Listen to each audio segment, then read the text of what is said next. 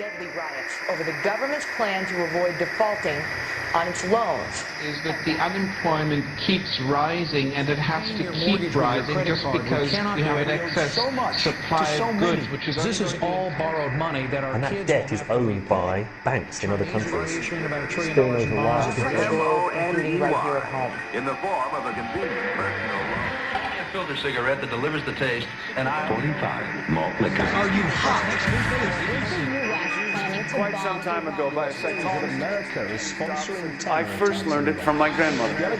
Now, my grandmother was a wonderful person. She taught me how to play the game Monopoly. She understood that the name of the game is to acquire. She would accumulate everything she could, and eventually she became the master of the board. And then she would always say the same thing to me. She'd look at me and she'd say, "One day, you'll learn to play the game." One summer, I played Monopoly almost every day, all day long. And that summer, I learned to play the game. I came to understand the only way to win is to make a total commitment to acquisition. I came to understand that money and possessions, that's the way that you keep score. And by the end of that summer, I was more ruthless than my grandmother. I was ready to bend the rules if I had to win that game. And I sat down with her to play that fall. I took everything she had. I watched her give her last dollar and quit in utter defeat. And then she had one more thing to teach me. Then she said, "Now it all goes back in the box." All those houses and hotels, all the railroads and utility companies, all that property and all that wonderful money. Now it all goes back in the box. None of it was really yours. You got all heated up about it for a while. But it was around a long time before you sat down at the board. And it will be here after you're gone. Players come and players go. Houses and cars, titles and clothes, even your body. Because the fact is that everything I clutch and consume and hoard is going to go back in the box, and I'm going to lose it all. You have to ask yourself, when you finally get the ultimate promotion, when you've made the ultimate purchase, when you buy the ultimate home, when you have stored up financial security and climbed the ladder of success to the highest rung you can possibly climb it, and the thrill wears off, and it will wear off, then what? How far do you have to walk down that road before you see where it leads? Surely you understand, it'll never be enough. So you have to ask yourself the question, what matters?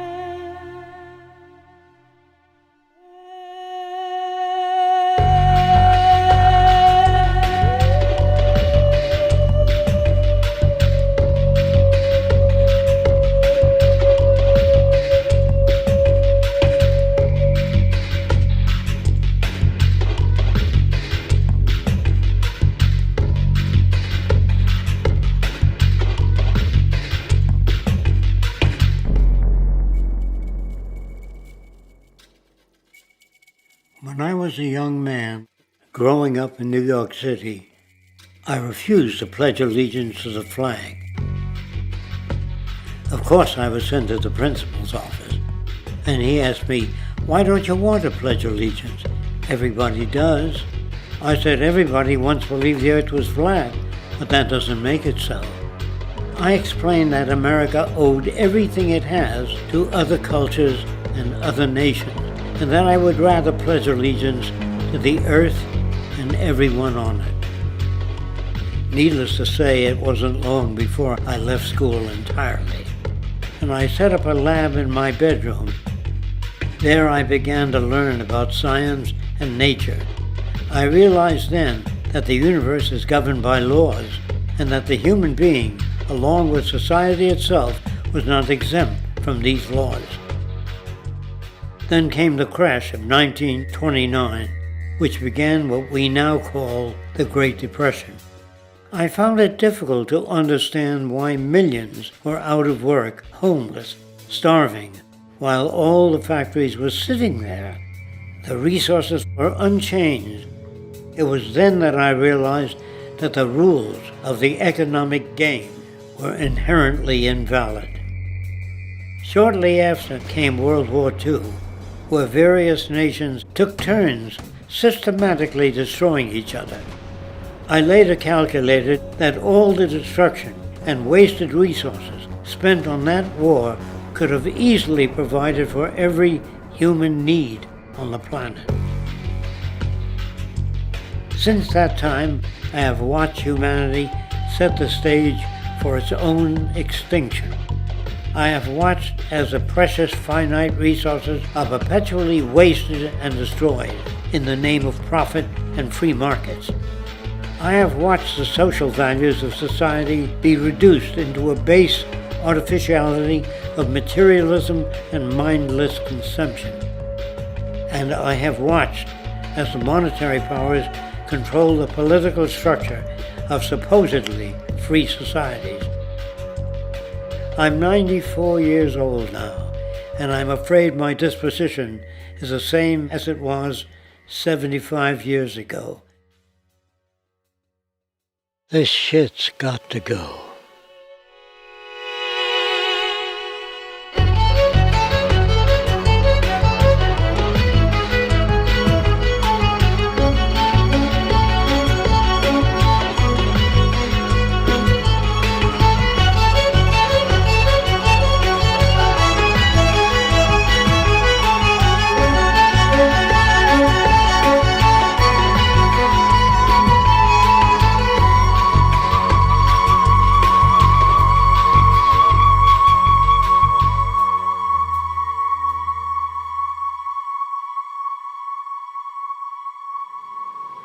So you're a scientist, and somewhere along the way, hammered into your head is the inevitable nature versus nurture, and that's at least up there with Coke versus Pepsi or Greeks versus Trojans.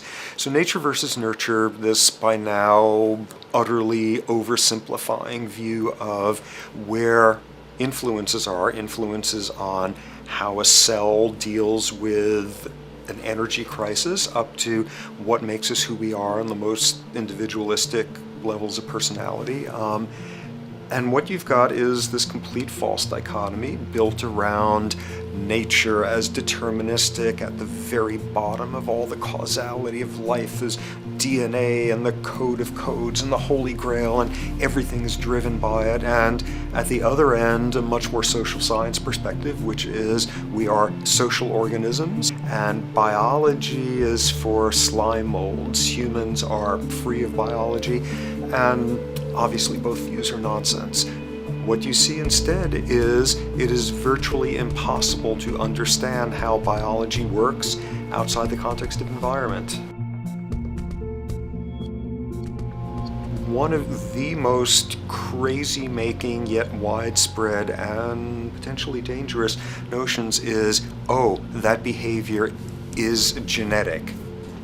Now, what does that mean? It means all sorts of subtle stuff if you sort of know modern biology, but for most people out there, what it winds up meaning is, a deterministic view of life, one rooted in biology and genetics, genes equal things that can't be changed.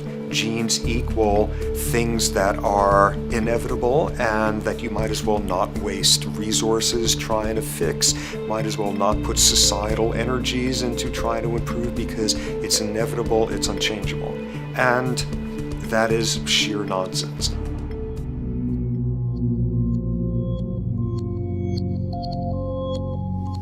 It is widely thought that conditions like ADHD are genetically programmed, conditions like schizophrenia are genetically programmed. The truth is the opposite. Nothing is genetically programmed. They're very rare diseases.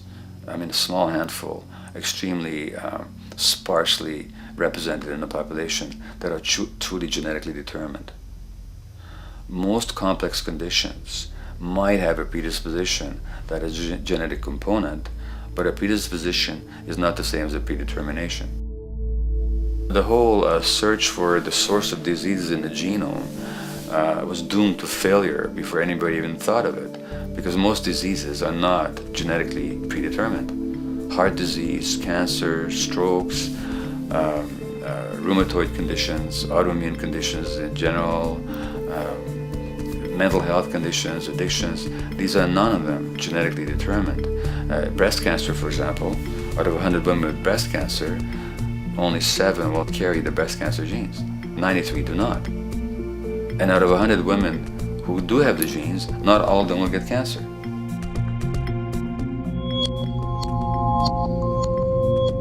Genes are not just things that make us behave in a particular way regardless of our environment.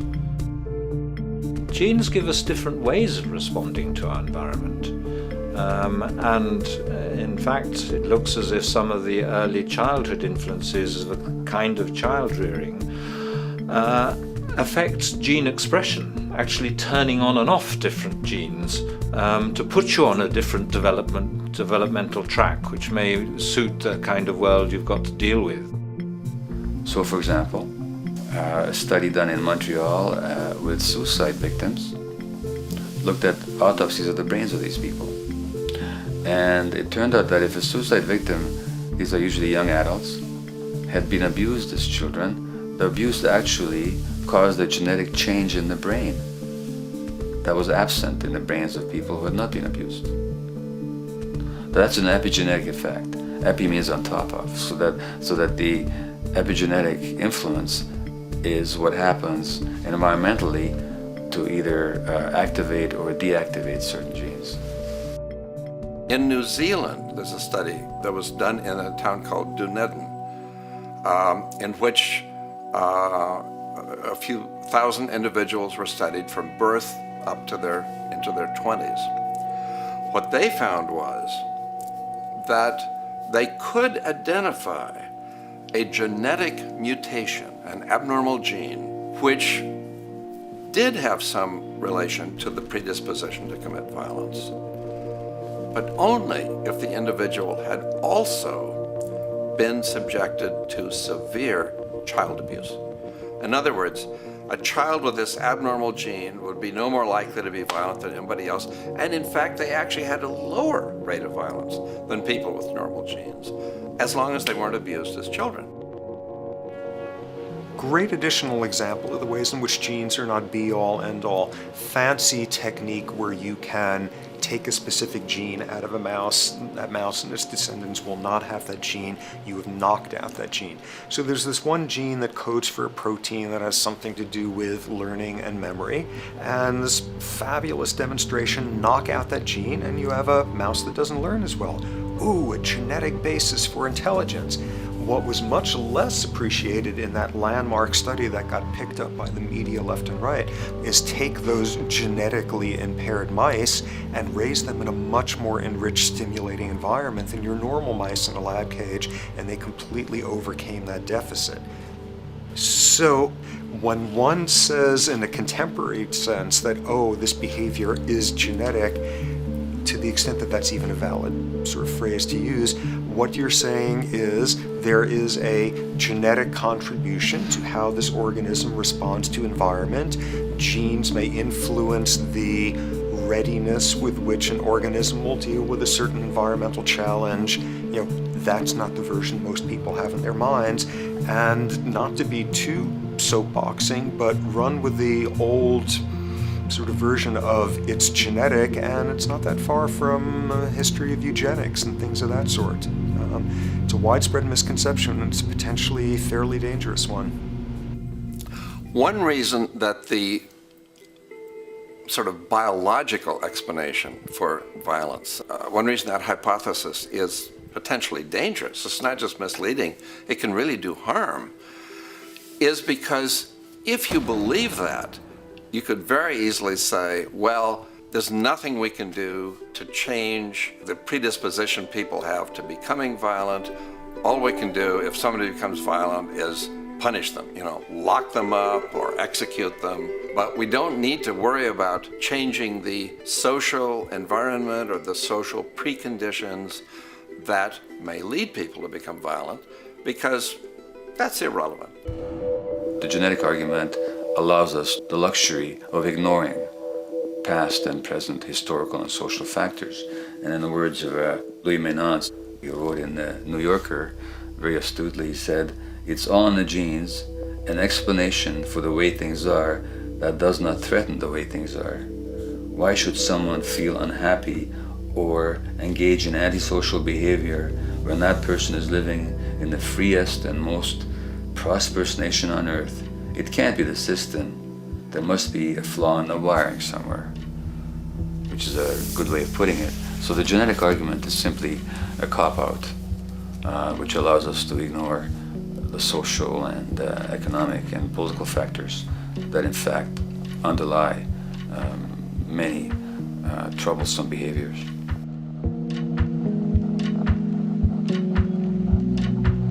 Addictions are usually considered to be a drug-related issue, but looking at it more broadly, I define addiction as any behavior that is associated with craving, with temporary relief, and with long-term negative consequences, along with an impairment of control over it, so that the person wishes to give it up or promises to do so, but can't follow through.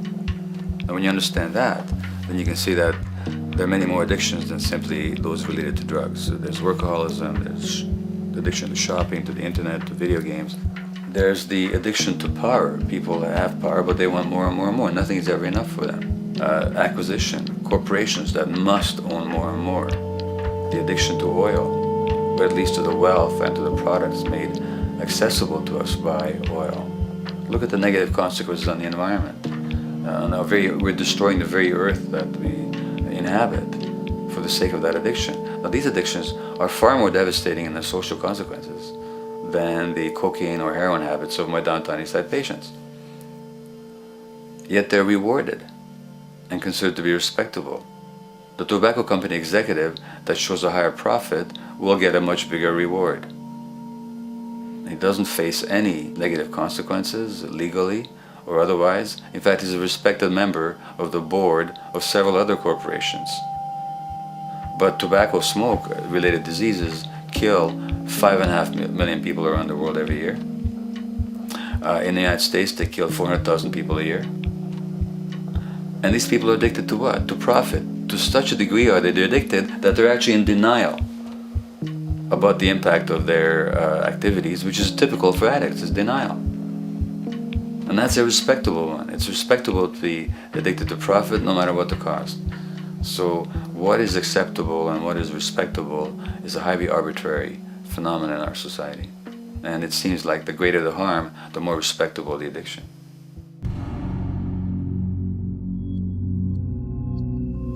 There's a general myth that drugs in themselves are addictive. In fact, the war on drugs is predicated on the idea that if you interdict the sources of drugs, you can deal with addiction that way. Now, if we understand addiction in a broader sense, we see that nothing in itself is addictive. No substance, no drug is by itself addictive, and no behavior is by itself addictive. Many people can go shopping without becoming shopaholics. Not everybody becomes a food addict. Not everyone who drinks a glass of wine becomes an alcoholic. So the real issue is what makes people susceptible, because it's the combination of a susceptible individual and the potentially addictive substance or behavior that actually then makes for full flowering of addiction.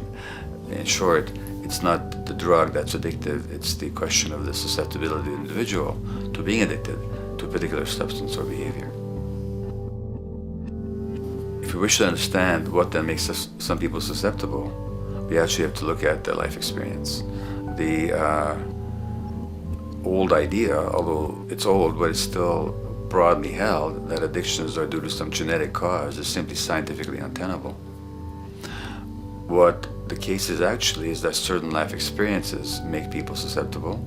Life experiences that not only shape the person's personality and psychological needs, but also their very brains in certain ways. And that process begins in utero.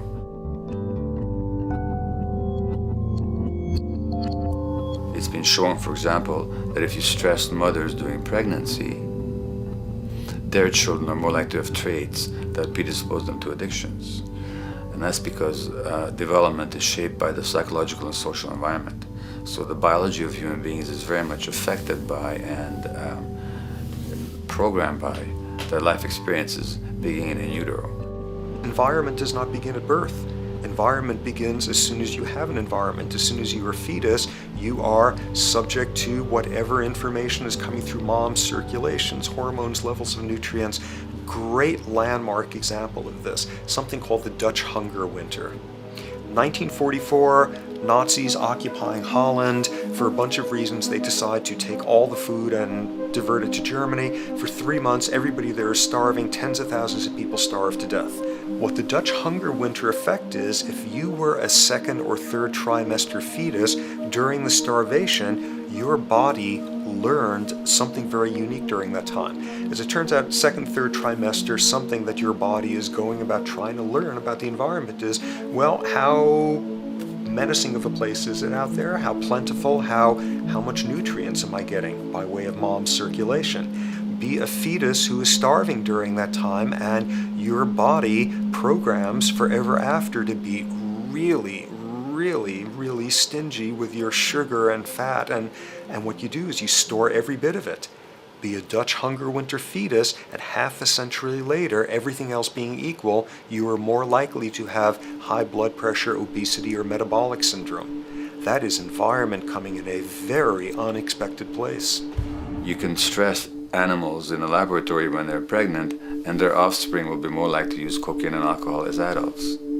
You can stress human mothers. For example, in a British study, women who are abused in pregnancy will have higher levels of the stress hormone cortisol in their placenta at birth, and their children are more likely to have conditions that predispose them to addictions by age 7 or 8. So in utero stress already prepares the ground for all kinds of mental health issues. Israeli study done prior on children born to mothers who were pregnant prior to the onset of the 1967 war. These women, of course, are very stressed, and their offspring have a higher incidence of schizophrenia than the average cohort. So there's plenty of evidence now that prenatal effects have a huge impact on the developing human being.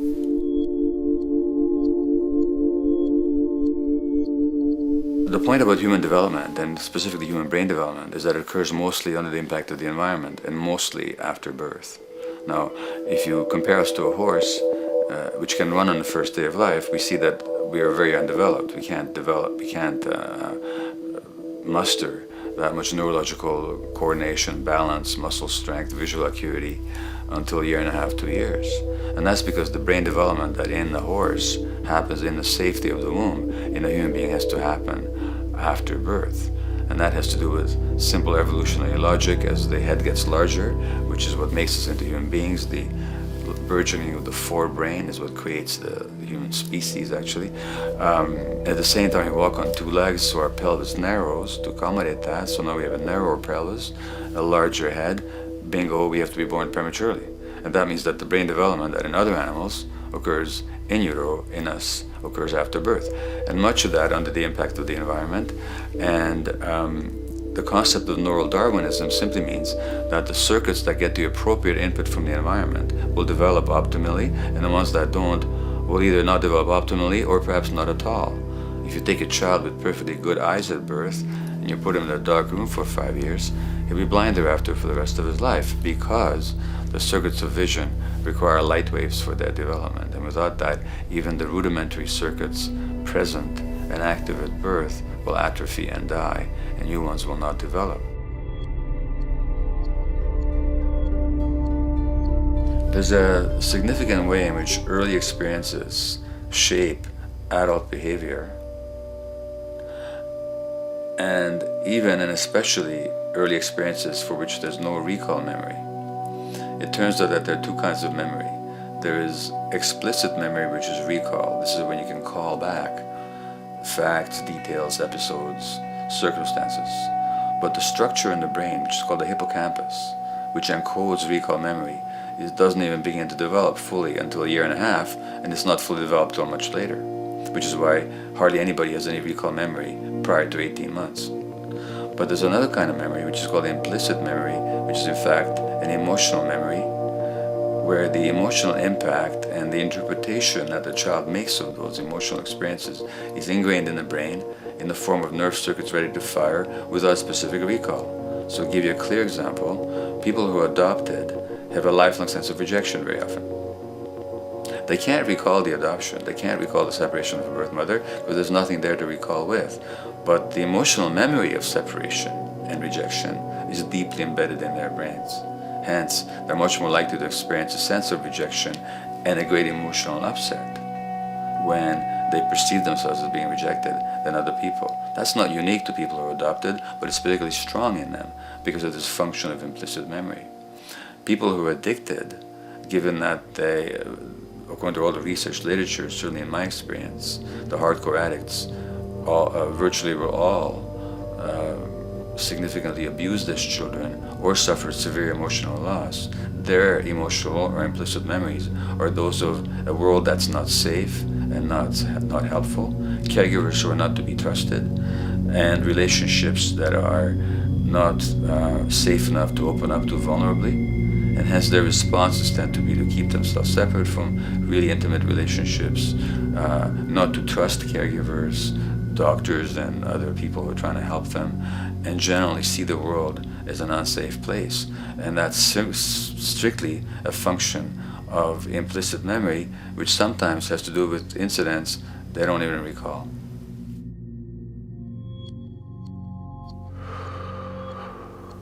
Infants who are born premature are often in incubators and various types of gadgetry and machinery for weeks and perhaps months.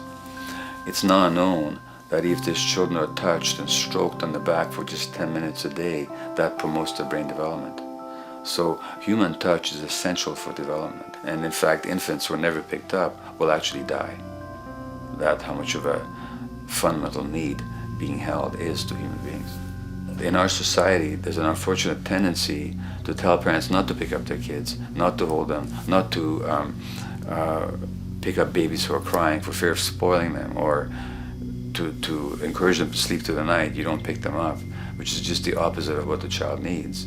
And these children might go back to sleep because they give up and their brains just shut down as a way of defending against the vulnerability of being abandoned really by their parents. But their implicit memories will be that of a world that doesn't give a damn.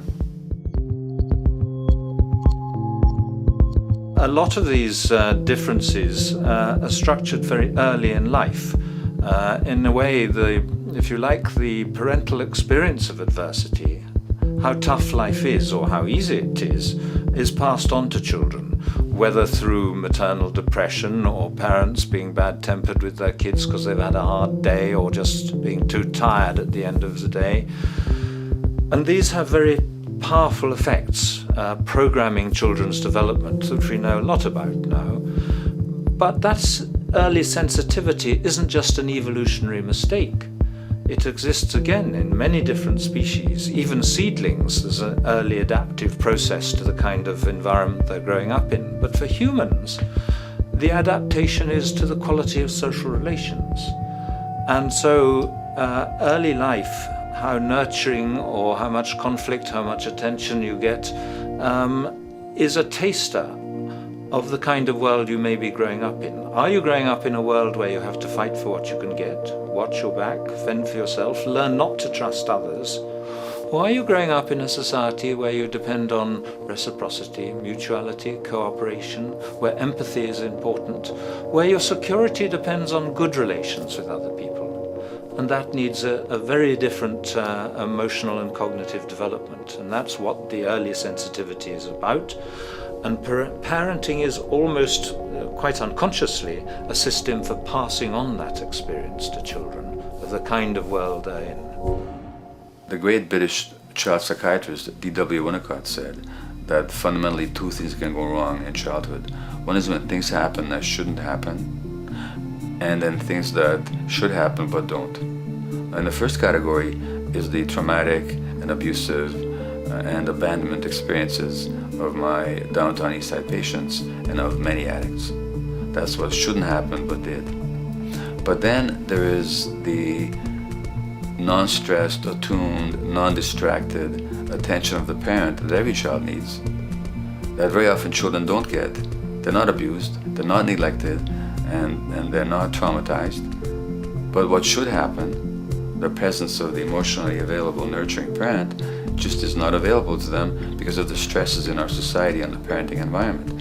And the psychologist Alan Shore calls that proximal abandonment, when the parent is physically present but emotionally absent. I have spent roughly the last 40 years of my life working with the most violent people our society produces, murderers, rapists, and so on, in an attempt to understand what causes this violence. I discovered that the most violent of the criminals in our prisons had themselves been victims of a degree of child abuse that was beyond the scale of what I ever thought of applying the term child abuse to. I had no idea of the depth of the depravity with which children in our society are all too often treated. The most violent people I saw were themselves the survivors of their own attempted murder, often at the hands of their parents or other people in their social environment, or were the survivors of family members who'd been killed, their closest family members, by other people. The Buddha argued that everything depends on everything else. He says the one contains the many and the many contains the one. That you can't understand anything in isolation from its environment. The leaf contains the sun, the sky, and the earth, obviously. This has not been shown to be true, of course, all around, and specifically when it comes to human development. The modern scientific term for it is the biopsychosocial nature of human development, which says that the biology of human beings depends very much on their interaction with the social and psychological environment. And specifically, the psychiatrist and researcher Daniel Siegel at University of California, Los Angeles, UCLA, has coined the phrase interpersonal neurobiology, which means to say that the way that our nervous system functions depends very much on our personal relationships. In the first place with the parenting caregivers, and in the second place with other important attachment figures in our lives, and in the third place with our entire culture. So that you can't separate the neurological functioning of a human being from the environment in which he or she grew up in and continues to exist in. And this is true throughout the life cycle. It's particularly true when you're dependent and helpless and your brain is developing, but it's true even in adults and even at the end of life.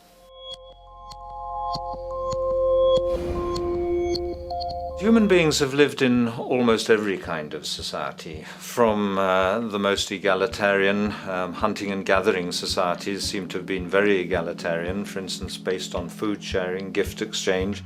Small bands of people living predominantly off of foraging, but a little bit of hunting. Predominantly among people you have at the least known your entire life, if not surrounded by third cousins or closer, in a world in which there is a great deal of fluidity between different groups, in a world in which there is not a whole lot in terms of material culture. This is how humans have spent most of their hominid history. And no surprise, that makes for a very different world. One of the things you get as a result of that is far less violence. Organized group violence is not something that occurred at that time of human history, and it seems quite clear. So where did we go wrong? Violence is not universal. It's not symmetrically distributed throughout the human race. There is a huge variation in the amount of violence in different societies. There are some societies that have virtually no violence. There are others that destroy themselves. Some of the Anabaptist religious groups that are complete strict pacifists, like the Amish, the Mennonites, the Hutterites. Among some of these groups, the Hutterites, there are no recorded cases of homicide. During our major wars, like World War II, where people were being drafted, they would refuse to serve in the military. They would go to prison rather than serve in the military.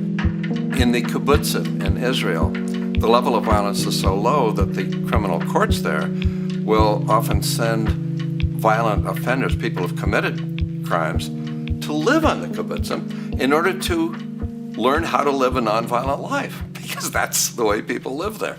So we are amply shaped by society. Our societies in the broader sense, including our theological, our metaphysical, our linguistic influences, etc., our societies help shape us as to whether or not we think life is basically about sin or about beauty, whether the afterlife will carry a price for how we live our lives or if it's irrelevant. In a broad sort of way, different large societies could be termed as individualistic or collectivist, and you get very different people and different mindsets, and I suspect different brains coming along with that.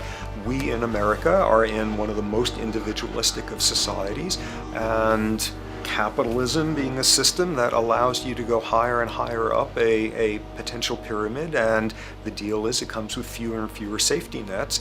By definition, the more stratified a society is, the fewer people you have as peers, the fewer people with whom you have symmetrical, reciprocal relationships, and instead all you have are differing spots and endless hierarchies.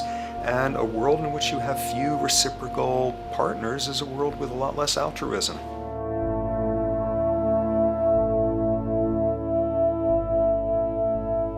Alright, so this brings us to a total impossible juncture, which is to try to make sense in perspective of science as to what the nature is of human nature.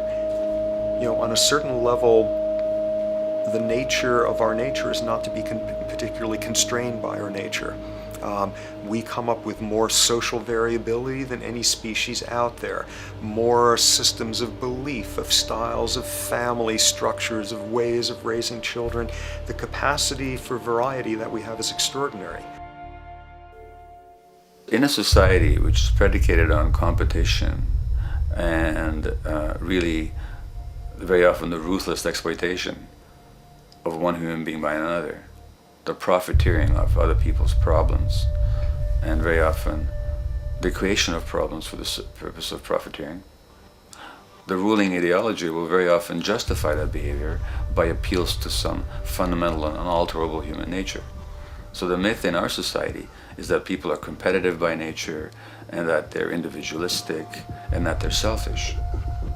The real reality is quite the opposite. We have certain human needs. The only way that you can talk about human nature concretely is by recognizing that there's certain human needs. We have a human need for companionship and for close contact, to be loved, to be attached to be accepted, to be seen, to be received for who we are.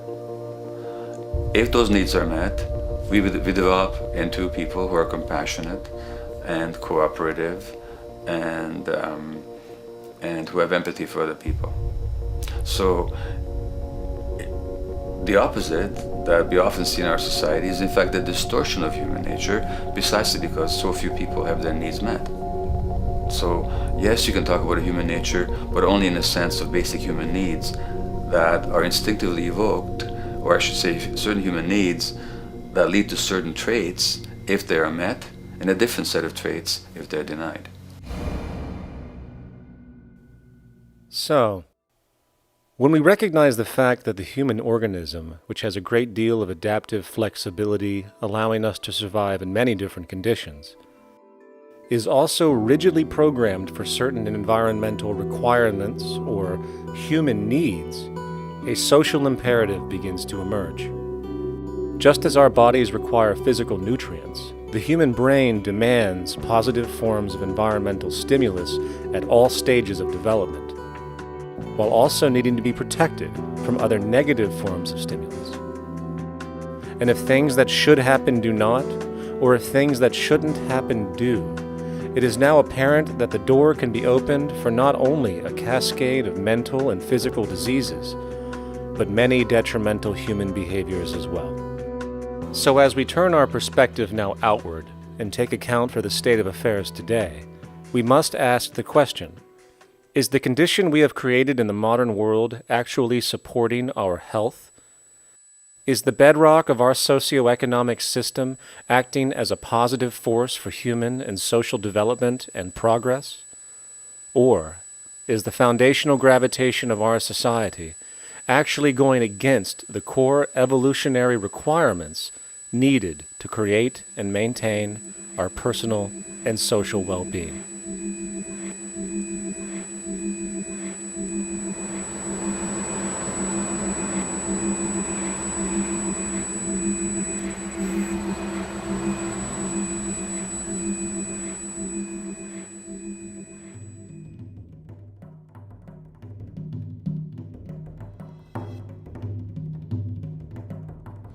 So one might ask, where did this all begin?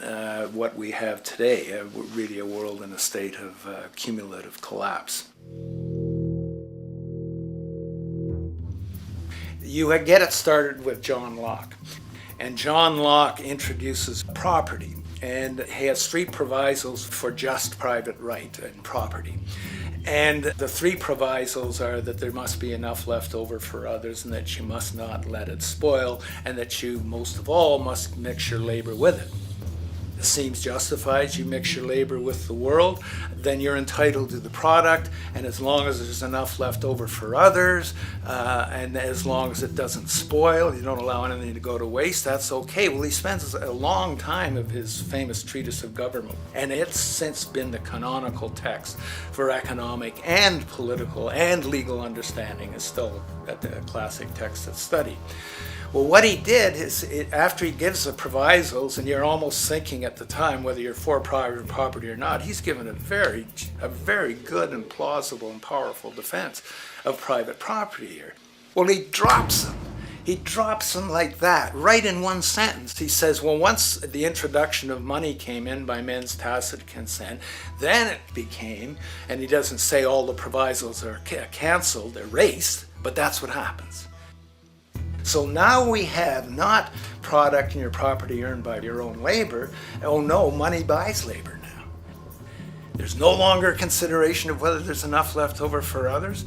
There's no longer a consideration of whether it spoils, because he says, well, money's like silver and gold can't spoil, therefore monies can't be responsible for waste, which is ridiculous. We're not talking about money and silver, we're talking about what its effects are. It's one non sequitur after another. Just the most startling logical legerdemain that he gets away with here. But it fits the interests of capital owners. Then Adam Smith comes along, and what he adds is the religion to this. Locke started with God made it all this way. This is God's right. And now we get also with Smith coming along, he says it's not only God's, I mean, he's not saying this, but this is what's happening philosophically in principle. He's saying it's not only a question of private property, that's all now presupposed as given. And that there's money investors that buy labor, given. That there's no limit to how much they can buy of other men's labor, how much they can accumulate, how much inequality, that's all given now. And so he comes along, and what his big idea is, and again, it's just introduced in parentheses, en passant. You know, when people put out the goods for sale and others, you know, the supply, and other people buy them with the demand and so forth, how do we have supply equaling demand or demand equaling supply? How can they come into equilibrium? And that is one of the central notions of economics, is how do they come into equilibrium? And he says it's the invisible hand of the market. that brings them into equilibrium. So now we have God is actually immanent. He just didn't give the rights to property and how, all its wherewithal and its natural rights of doing all that Locke said. Now we have the system itself as God. In fact, Smith says, when he talks, and you'll never find this quoted, you have to read the whole of the Inquiry into the Wealth of Nations. He says, the scantiness of subsistence sets limits to the reproduction of the poor, and that nature can deal with this in no other way than elimination of their children. So he anticipated evolutionary theory in the worst sense. This is well before Darwin. And so he called them the race of laborers. So you can see there was inherent racism built in here. There was an inherent acceptance, life blindness to kill innumerable children. And he thought, well, that's the invisible hand making supply meet demand and demand meet supply. So see how wise God is. So you can see a lot of the really virulent, life-destructive, eco-genocidal things that are going on now have, in a way, a thought gene back in Smith too. When we reflect on the original concept of the so-called free market capitalist system, as initiated by early economic philosophers such as Adam Smith, we see that the original intent of a market was based around real, tangible, life-supporting goods for trade. Adam Smith never fathomed that the most profitable economic sector on the planet would eventually be in the arena of financial trading or so-called investment, where money itself is simply gained by the movement of other money in an arbitrary game which holds zero productive merit to society. Yet, regardless of Smith's intent, the door for such seemingly anomalous advents was left wide open by one fundamental tenet of this theory. Money is treated as a commodity in and of itself. Today, in every economy of the world, regardless of the social system they claim, money is pursued for the sake of money and nothing else. The underlying idea, which was mysteriously qualified by Adam Smith with his religious declaration of the invisible hand, is that the narrow, self-interested pursuit of this fictional commodity will somehow magically manifest human and social well-being and progress. The reality is that the monetary incentive interest, or what some have termed the money sequence of value, has now completely decoupled from the foundational life interest, which could be termed the life sequence of value. What has happened is that there's a complete confusion in economic doctrine between those two sequences. They think that the money sequence of value delivers the life sequence of value, and that's why they say if more goods are sold, if GDPs rise and so forth, therefore there'll be more well-being, enhanced well-being. We take the GDP to be basically our indicator of social health. Well, there you see the confusion. It's talking about money sequences of value, that is all the receipts, all the revenues that are derived from selling goods, and they're confusing that with life reproduction, so that you have built right into this thing from the beginning is a complete conflation of the money and life sequences of value. So we're dealing with a kind of structured delusion that becomes more and more deadly as the money sequence decouples from producing anything at all. So it's a system disorder, and the system disorder seems to be fatal.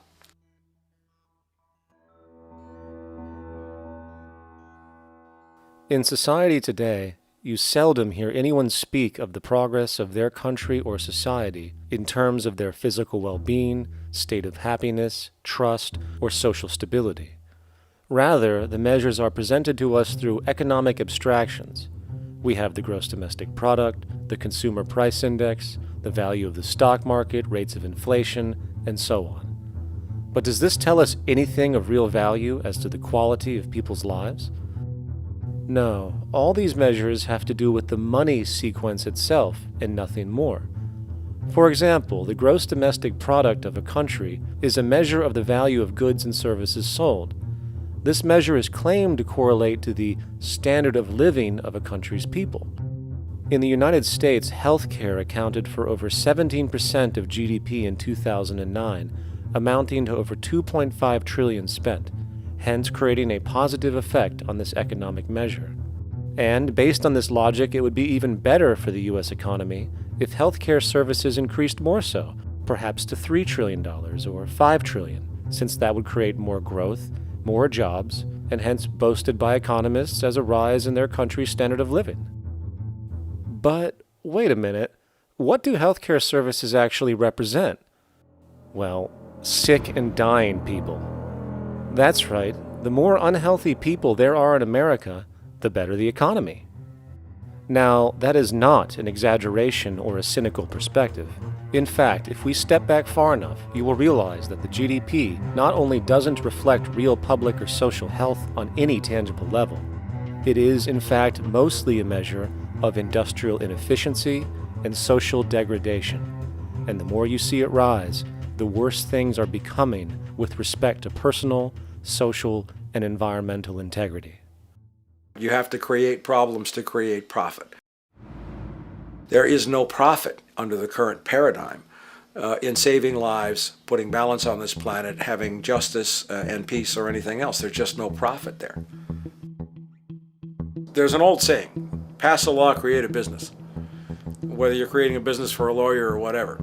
So, crime does create business, just like destruction creates business in Haiti.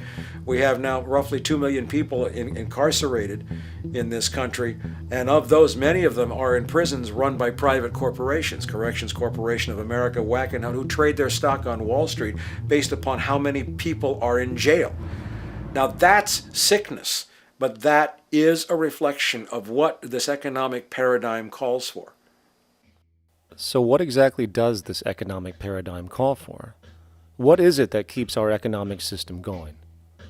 Consumption. Or more accurately, cyclical consumption.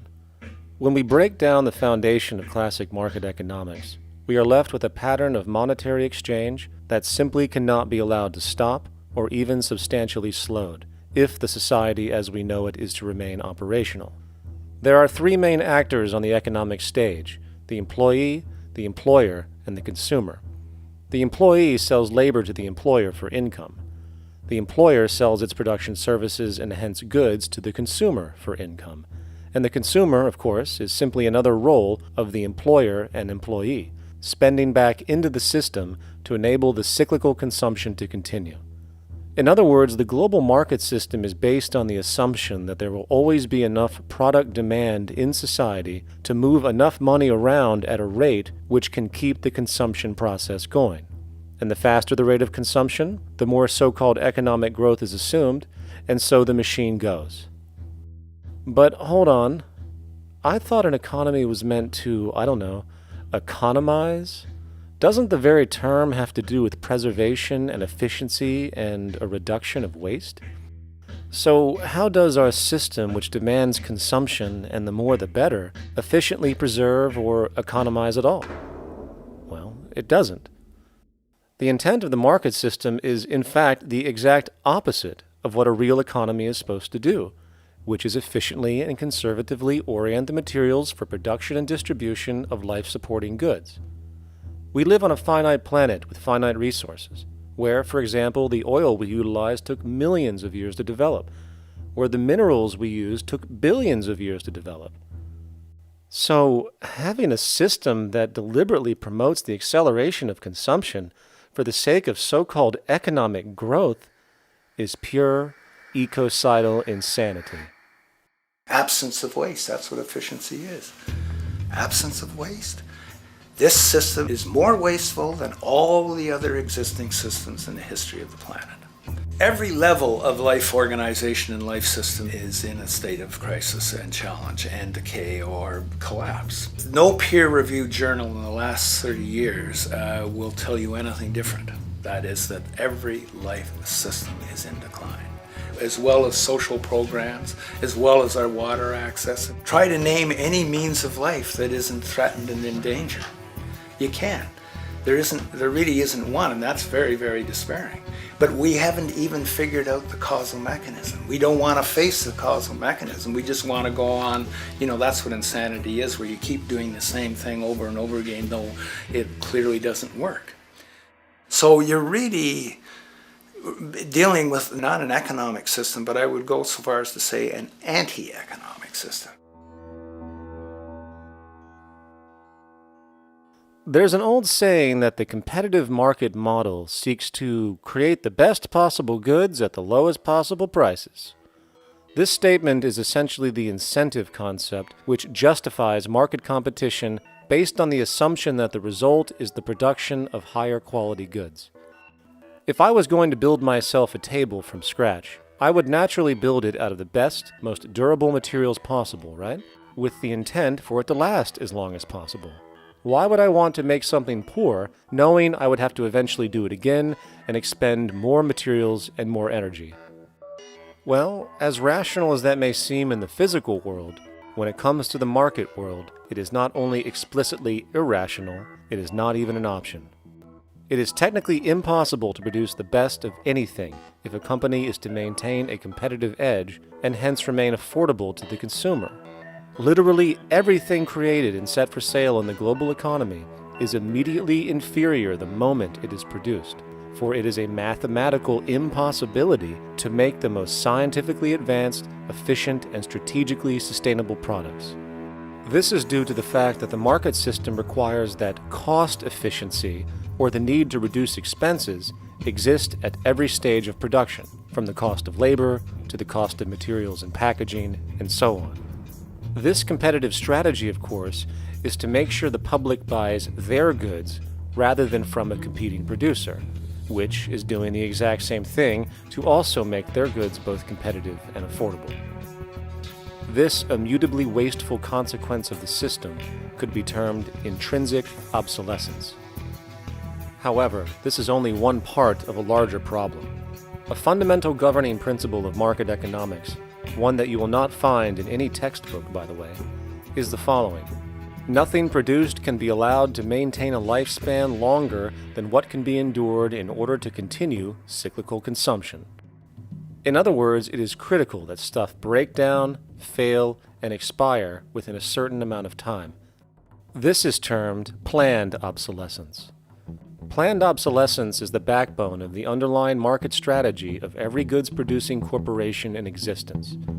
While very few, of course, would admit to such a strategy outright, what they do is mask it within the intrinsic obsolescence phenomenon just discussed, while often ignoring or even suppressing new advents in technology which might create a more sustainable, durable good.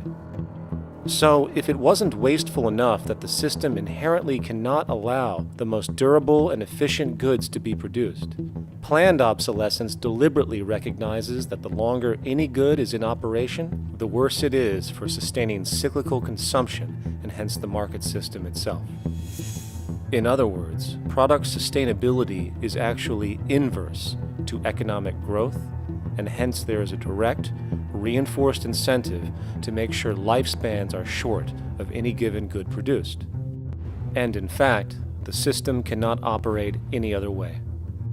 One glance at the sea of landfills now spreading across the world show the obsolescence reality.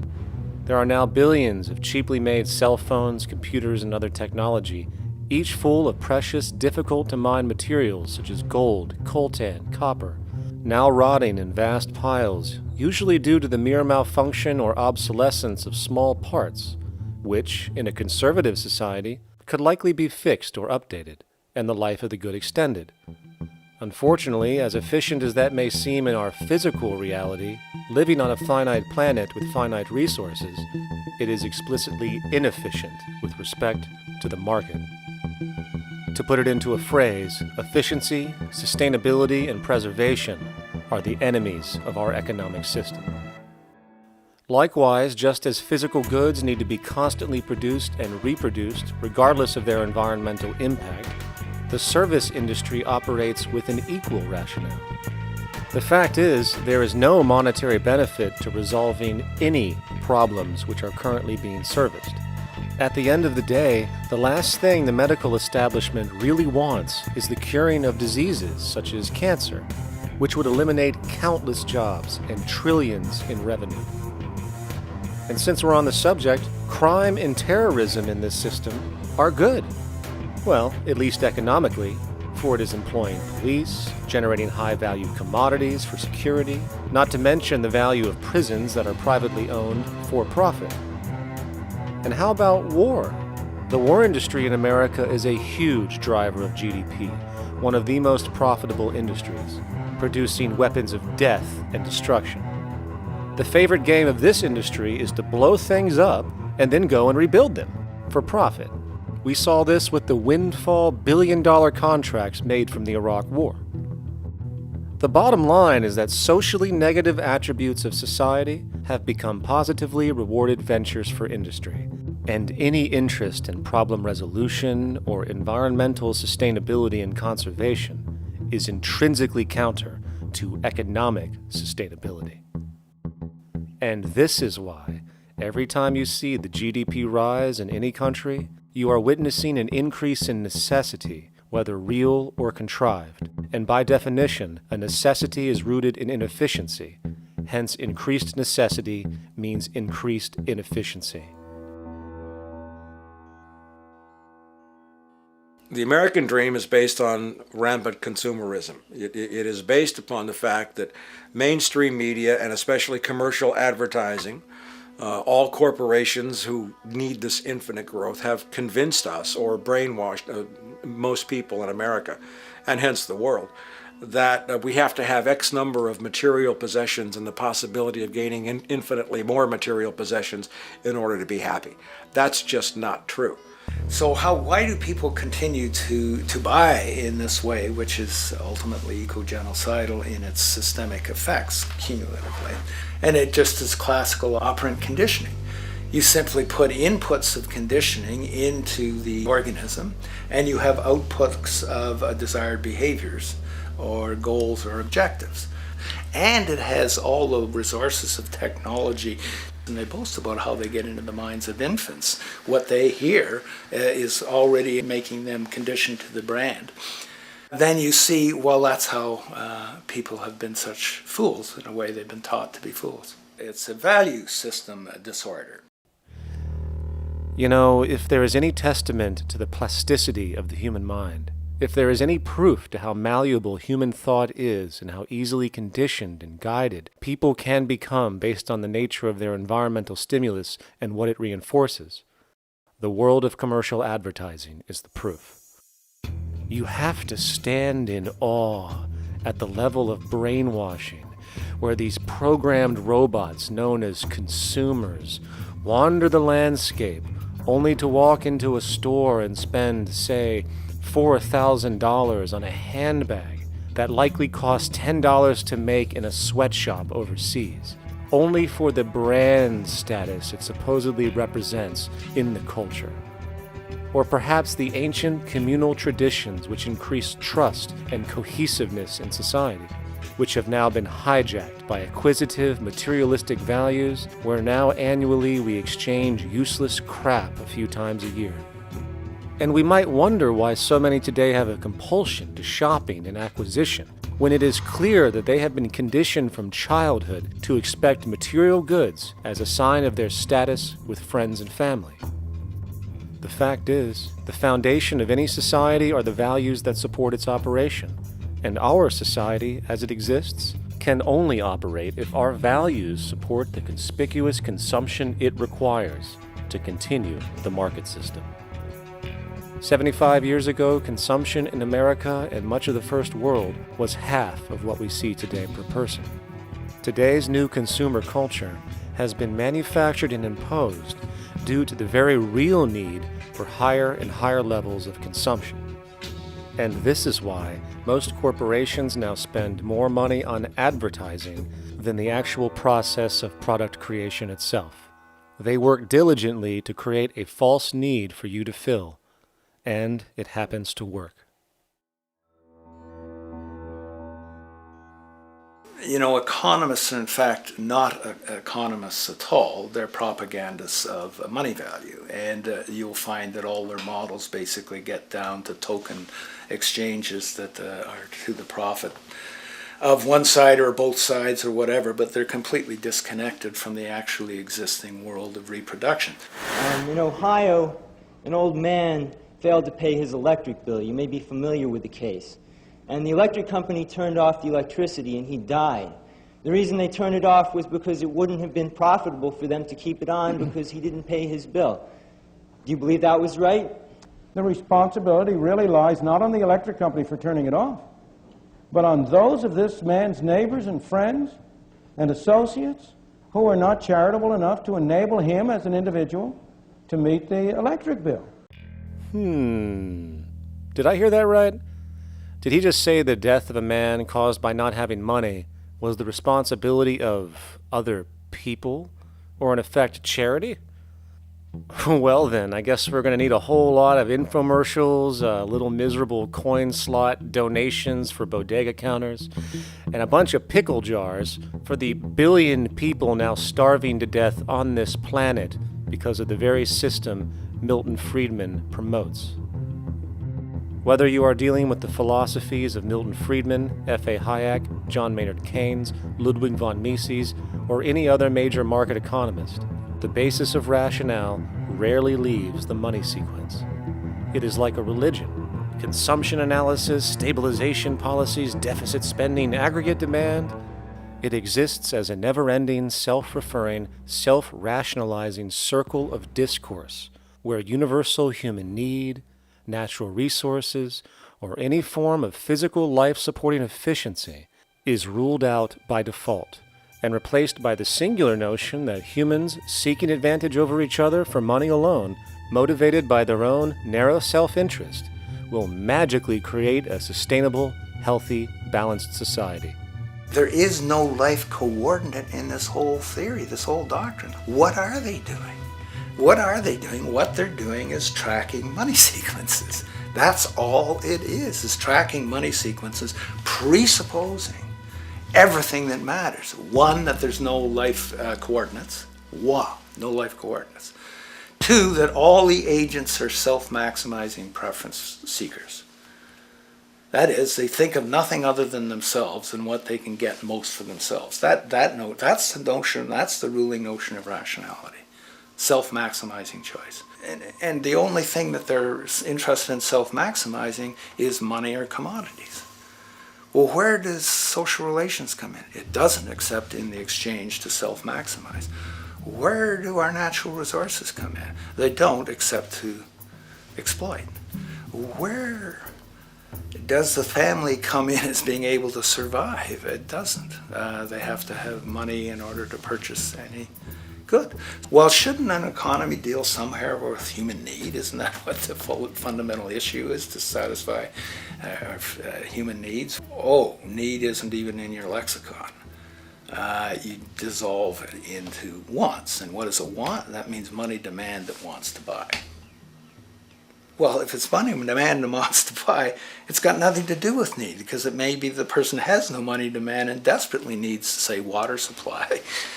Or it may be money demand wants a gold toilet seat. Well, where does it all go? To the gold toilet seat.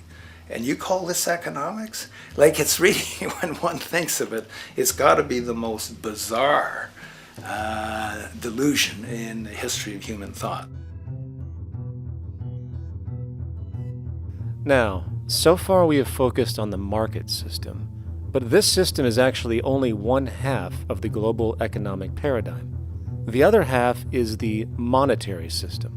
While the market system deals with the interaction of people gaming for profit across the spectrum of labor, production, and distribution, the monetary system is an underlying set of policies set by financial institutions which create conditions for the market system, among other things.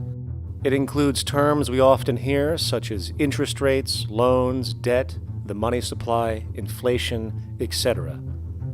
And while you might want to pull your hair out listening to the gibberish coming from the monetary economists, modest preemptive actions can obviate the need of more drastic actions at a later date. The nature and effect of this system is actually quite simple. Our economy has, or the global economy has, three basic things that govern it. One is fractional reserve banking, banks printing money out of nothing. It's also based upon compound interest. When you borrow money, you have to pay back more than you borrowed, which means that you, in effect, create money out of thin air, again, which has to be serviced by creating still more money. We live in an infinite growth paradigm. The economic paradigm we live in now is a Ponzi scheme. It's nothing grows forever. It's not possible. As a great psychologist James Hillman wrote, the only thing that grows in a human body after a certain age is cancer. It's not just the amount of money that has to keep growing, it's the amount of consumers. Consumers to borrow money at interest to generate more money, and obviously that's not possible on a finite planet. People are basically vehicles to just create money, which must create more money to keep the whole thing from falling apart, which is what's happening right now. There are really only two things anyone needs to know about the monetary system. 1. All money is created out of debt. Money is monetized debt, whether it materialized from treasury bonds, home loan contracts, or credit cards. In other words, if all outstanding debt was to be repaid right now, there would not be $1 in circulation. And 2, interest is charged on virtually all loans made, and the money needed to pay back this interest does not exist in the money supply outright. Only the principal is created by the loans, and the principal is the money supply. So, if all this debt was to be repaid right now, not only would there not be $1 left in circulation, there would also be a gigantic amount of money owed that is literally impossible to pay back, for it does not exist. The consequence of all of this is that two things are inevitable: inflation and bankruptcy.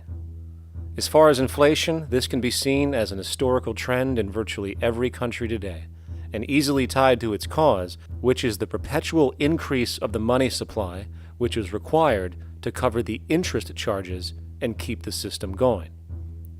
As far as bankruptcy, it comes in the form of debt collapse. This collapse will inevitably occur with a person, a business, or a country, and typically happens when the interest payments are no longer possible to make. But there is a bright side to all of this. Well, at least in terms of the market system, because debt creates pressure. Debt creates wage slaves. A person in debt is much more likely to take a low wage than a person who isn't, hence becoming a cheap commodity. So it's great for the corporations to have a pool of people that have no financial mobility. But hey, that same train of thought also goes for entire countries. The World Bank and the International Monetary Fund, which mostly serve as proxies for transnational corporate interests, give gigantic loans to troubled countries at very high interest rates, and then, once the countries are deeply in the hole and can't pay, austerity measures are applied, the corporations swoop in, set up sweatshops, and take their natural resources. Now that's market efficiency. But wait, there's more. You see, there's this unique hybrid of the monetary and market system called the stock market, which rather than, actually produce anything real, they just buy and sell money itself. And when it comes to debt, you know what they do? That's right, they trade it. They actually buy and sell debt for profit, from credit default swaps and collateralized debt obligations for consumer debt, to complex derivative schemes used to mask the debt of entire countries, such as the collusion of investment bank Goldman Sachs in Greece, which nearly collapsed the entire European economy. So when it comes to the stock market and Wall Street, we have an entirely new level of insanity born out of the money sequence of value. All you need to know about markets was written in an editorial in the Wall Street Journal a couple years ago. It was called Lessons of the Brain-Damaged Investor. And in this editorial, they explain why people with slight brain damage do better as investors than people with normal brain functionality. Why? Because the slightly brain-damaged person has no empathy. And that's the key. If you don't have any empathy, you do well as an investor. And so Wall Street breeds people who have no empathy, to go in there and to make decisions and make trades that they have no compunction about and no thought whatsoever as to what they're doing might affect their fellow human being. So they breed these robots, these people who have no souls. And since they don't even want to pay these people anymore, they're now breeding robots, real algorithmic traders. Goldman Sachs and the high-frequency trading scandal. They put a computer next to the exchange, the New York Stock Exchange. This computer, this co-located computer as they call it, it front runs all the trades on the exchange, and it hits the exchange with volumes of orders in ways that scalp pennies and nickels away from the exchange. It's like they're siphoning money all day long. They went one quarter last year, 30 or 60 straight days without a single down day, and made millions of dollars every single day. Is that because, well, that's statistically impossible. When I worked on Wall Street, the way it works is everyone kicks upstairs the bribes. The brokers bribe to the office manager bribes to the regional sales manager bribes to the national sales manager. It's a common understanding. At Christmas, who gets the biggest bonus at Christmas in an average brokerage office? The compliance officer. The compliance officer sits there all day long. He's supposed to be making sure you don't violate any of the margin rules and you're complying with the law. Of course, yeah, to the extent that you can bribe the compliance officer, yeah, that's right, you are complying with the law. So how does fraud has become the system? It's no longer a byproduct. It is the system. You know, it's like that old Woody Allen joke. He says, "Doctor, my brother thinks he's a chicken." And the doctor says, "Take a pill, and that should cure the problem." And he says, "No, doctor, you don't understand. We need the eggs." Okay? So the trading of fraudulent claims back and forth between banks to generate fees, to generate bonuses, has become the GDP producing growth engine of the United States economy, even though they're essentially trading fraudulent claims that there's absolutely no hope of ever paying back. They're processing and generating and resecuritizing nothing. If I write $20 billion on a cocktail napkin and I sell it to JP Morgan, while JP Morgan writes $20 billion on a cocktail napkin, and we swap those two cocktail napkins at a bar, and we each pay ourselves 1/4% in a fee, we make a lot of money for our Christmas bonus. We each have on our books a $20 billion cocktail napkin, which has no real value until such time as the system is no longer able to absorb bogus cocktail napkins, in which case we go to the government to get bailed out. And because of Wall Street and the global stock market, there are now conservatively about $700 trillion of outstanding fraudulent claims known as derivatives, still waiting to collapse, a value amounting to over 10 times the gross domestic product of the entire planet. And while we have seen the bailouts of corporations and banks by governments, which of course comedically borrow their money from banks to begin with, we are now seeing attempts to bail out whole countries by conglomerates of other countries through the international banks. But how do you bail out a planet? There is no country out there that isn't now saturated in debt. The cascade of sovereign debt defaults we have seen can only be the beginning when the math is taken into account. It has been estimated in the United States alone that income tax would need to be raised to 65% per person just to cover the interest in the near future. Economists are now foreshadowing that within a few decades, 60% of the countries on the planet will be bankrupt.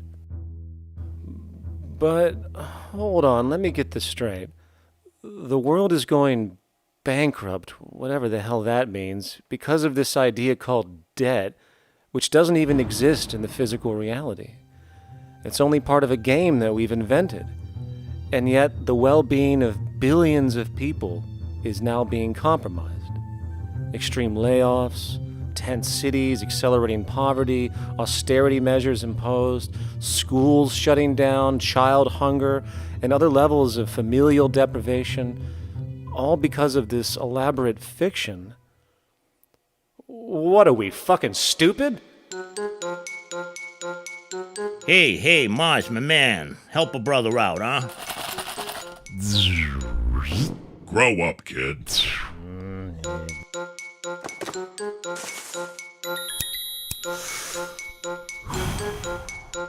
Saturn, what's up, man? You remember that smoking nebula I hooked you up with a while back?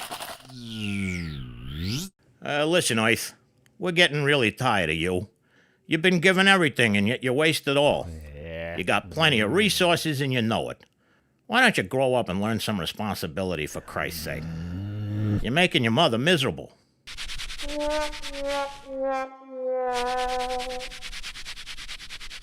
You're on your own, pal. Yeah, whatever.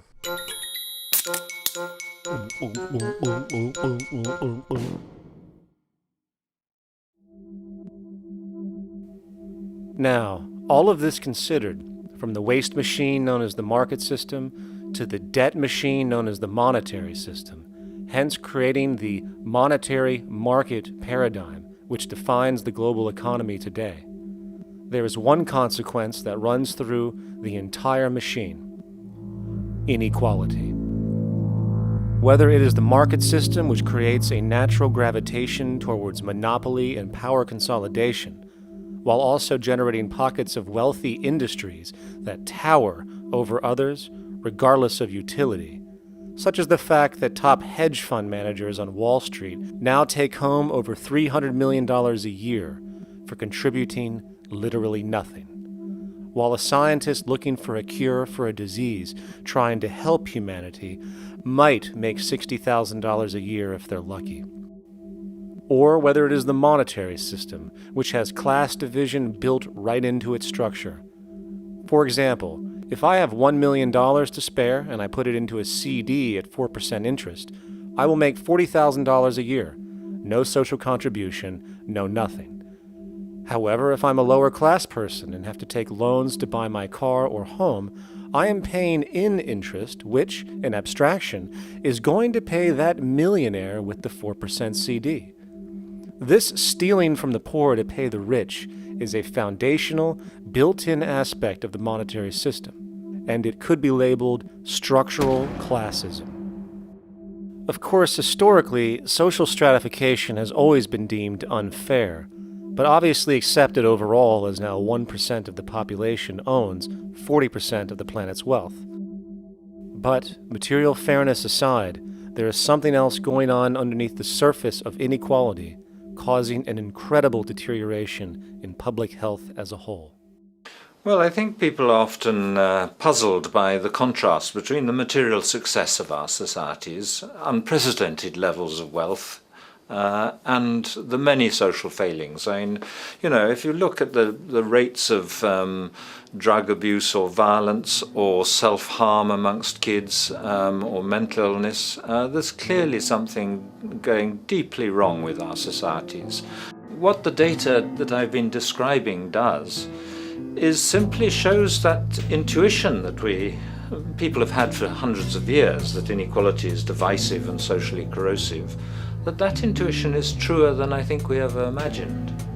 There are very powerful psychological and social effects of inequality, more to do, I suppose, with feelings of superiority and inferiority, that kind of division, and maybe going with the sort of respect, disrespect, people feeling looked down on at the bottom, which, by the way, is why violence is more common in more unequal societies. It's the trigger to violence is so often people feeling looked down on and disrespected. If there is one principle I can emphasize that is the most important principle underlying the prevention of violence, it would be equality. The single most significant factor that affects the rate of violence is the degree of equality versus the degree of inequality in that society. So what one's looking at is a sort of general social dysfunction. It's not just one or two things that go wrong as inequality increases. It seems to be everything, whether we're talking about crime or health or mental illness or whatever. One of the really disturbing findings out in public health there is never ever make the mistake of being poor or being born poor. Your health pays for it in endless sorts of ways, something known as the health socioeconomic gradient. As you move down from the highest strata in society in terms of socioeconomic status, every step down, health gets worse for umpteen different diseases. Life expectancy gets worse, infant mortality rate, everything you could look at.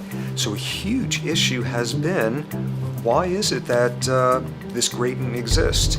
Totally simple, obvious answer, which is if you are chronically sick, you're not going to be very productive, so health causes drive socioeconomic differences. Not that in the slightest. On the very simple level that you could look at socioeconomic status of a 10-year-old, and that's going to predict something about their health decades later. So that's the direction of causality. Next one, what's it about? Oh, it's perfectly obvious. Poor people can't afford to go to the doctor. It's healthcare access. It's got nothing to do with that, because you see these same gradients in countries with universal healthcare, socialized medicine. Okay, next simple explanation. Oh, on the average, the poorer you are, the more likely you are to smoke, to drink, to all sorts of lifestyle risk factor stuff. Yeah, those contribute, but careful studies have shown that explains maybe about 1/3 of the variability. So what's left? And what's left is having a ton to do with the stress of poverty.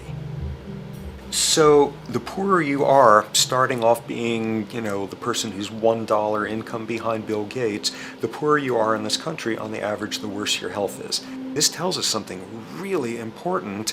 The health connection with poverty, it's not about being poor, it's about feeling poor. Increasingly, we recognize that chronic stress is an important influence on health, but the most important sources of stress are the quality of social relations. And if there is anything that lowers the quality of social relations, it is the socioeconomic stratification of society.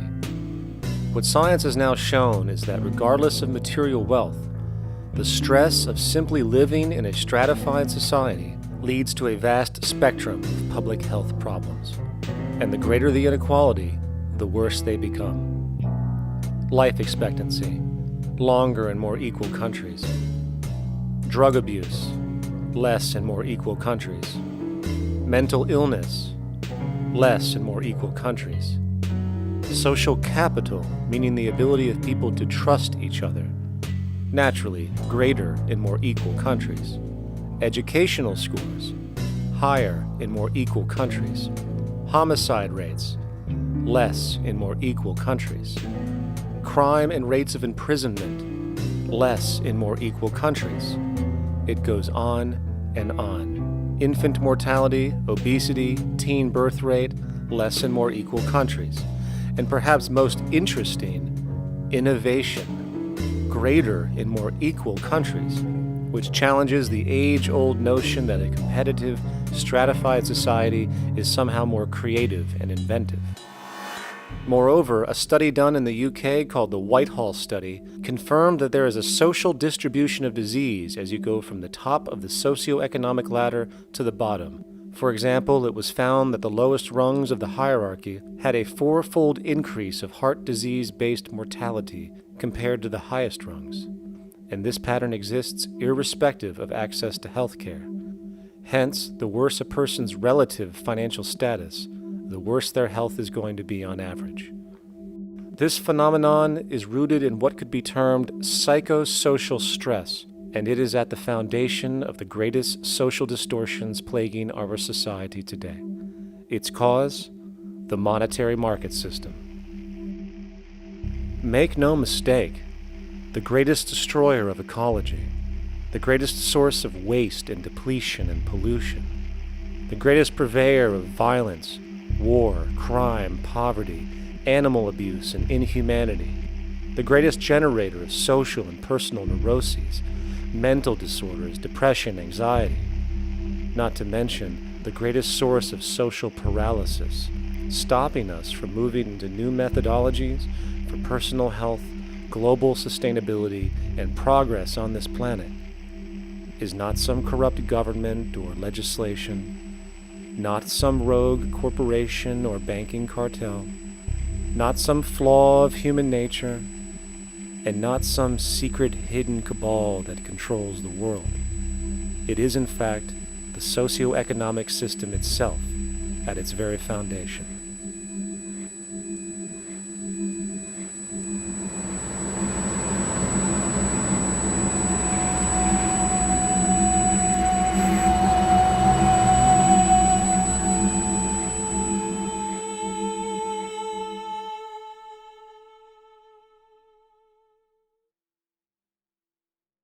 Let's imagine for a moment we had the option to redesign human civilization from the ground up. What if, hypothetically speaking, we discovered an exact replica of the planet Earth, and the only difference between this new planet and our current one is that human evolution had not occurred. It was an open palette. No countries, no cities, no pollution, no Republicans, just a pristine, open environment. So, what would we do? Well, first we need a goal, right? And it's safe to say that goal would be to survive. And not to just survive, but to do so in an optimized, healthy, prosperous way. Most people indeed desire to live, and they would prefer to do so without suffering.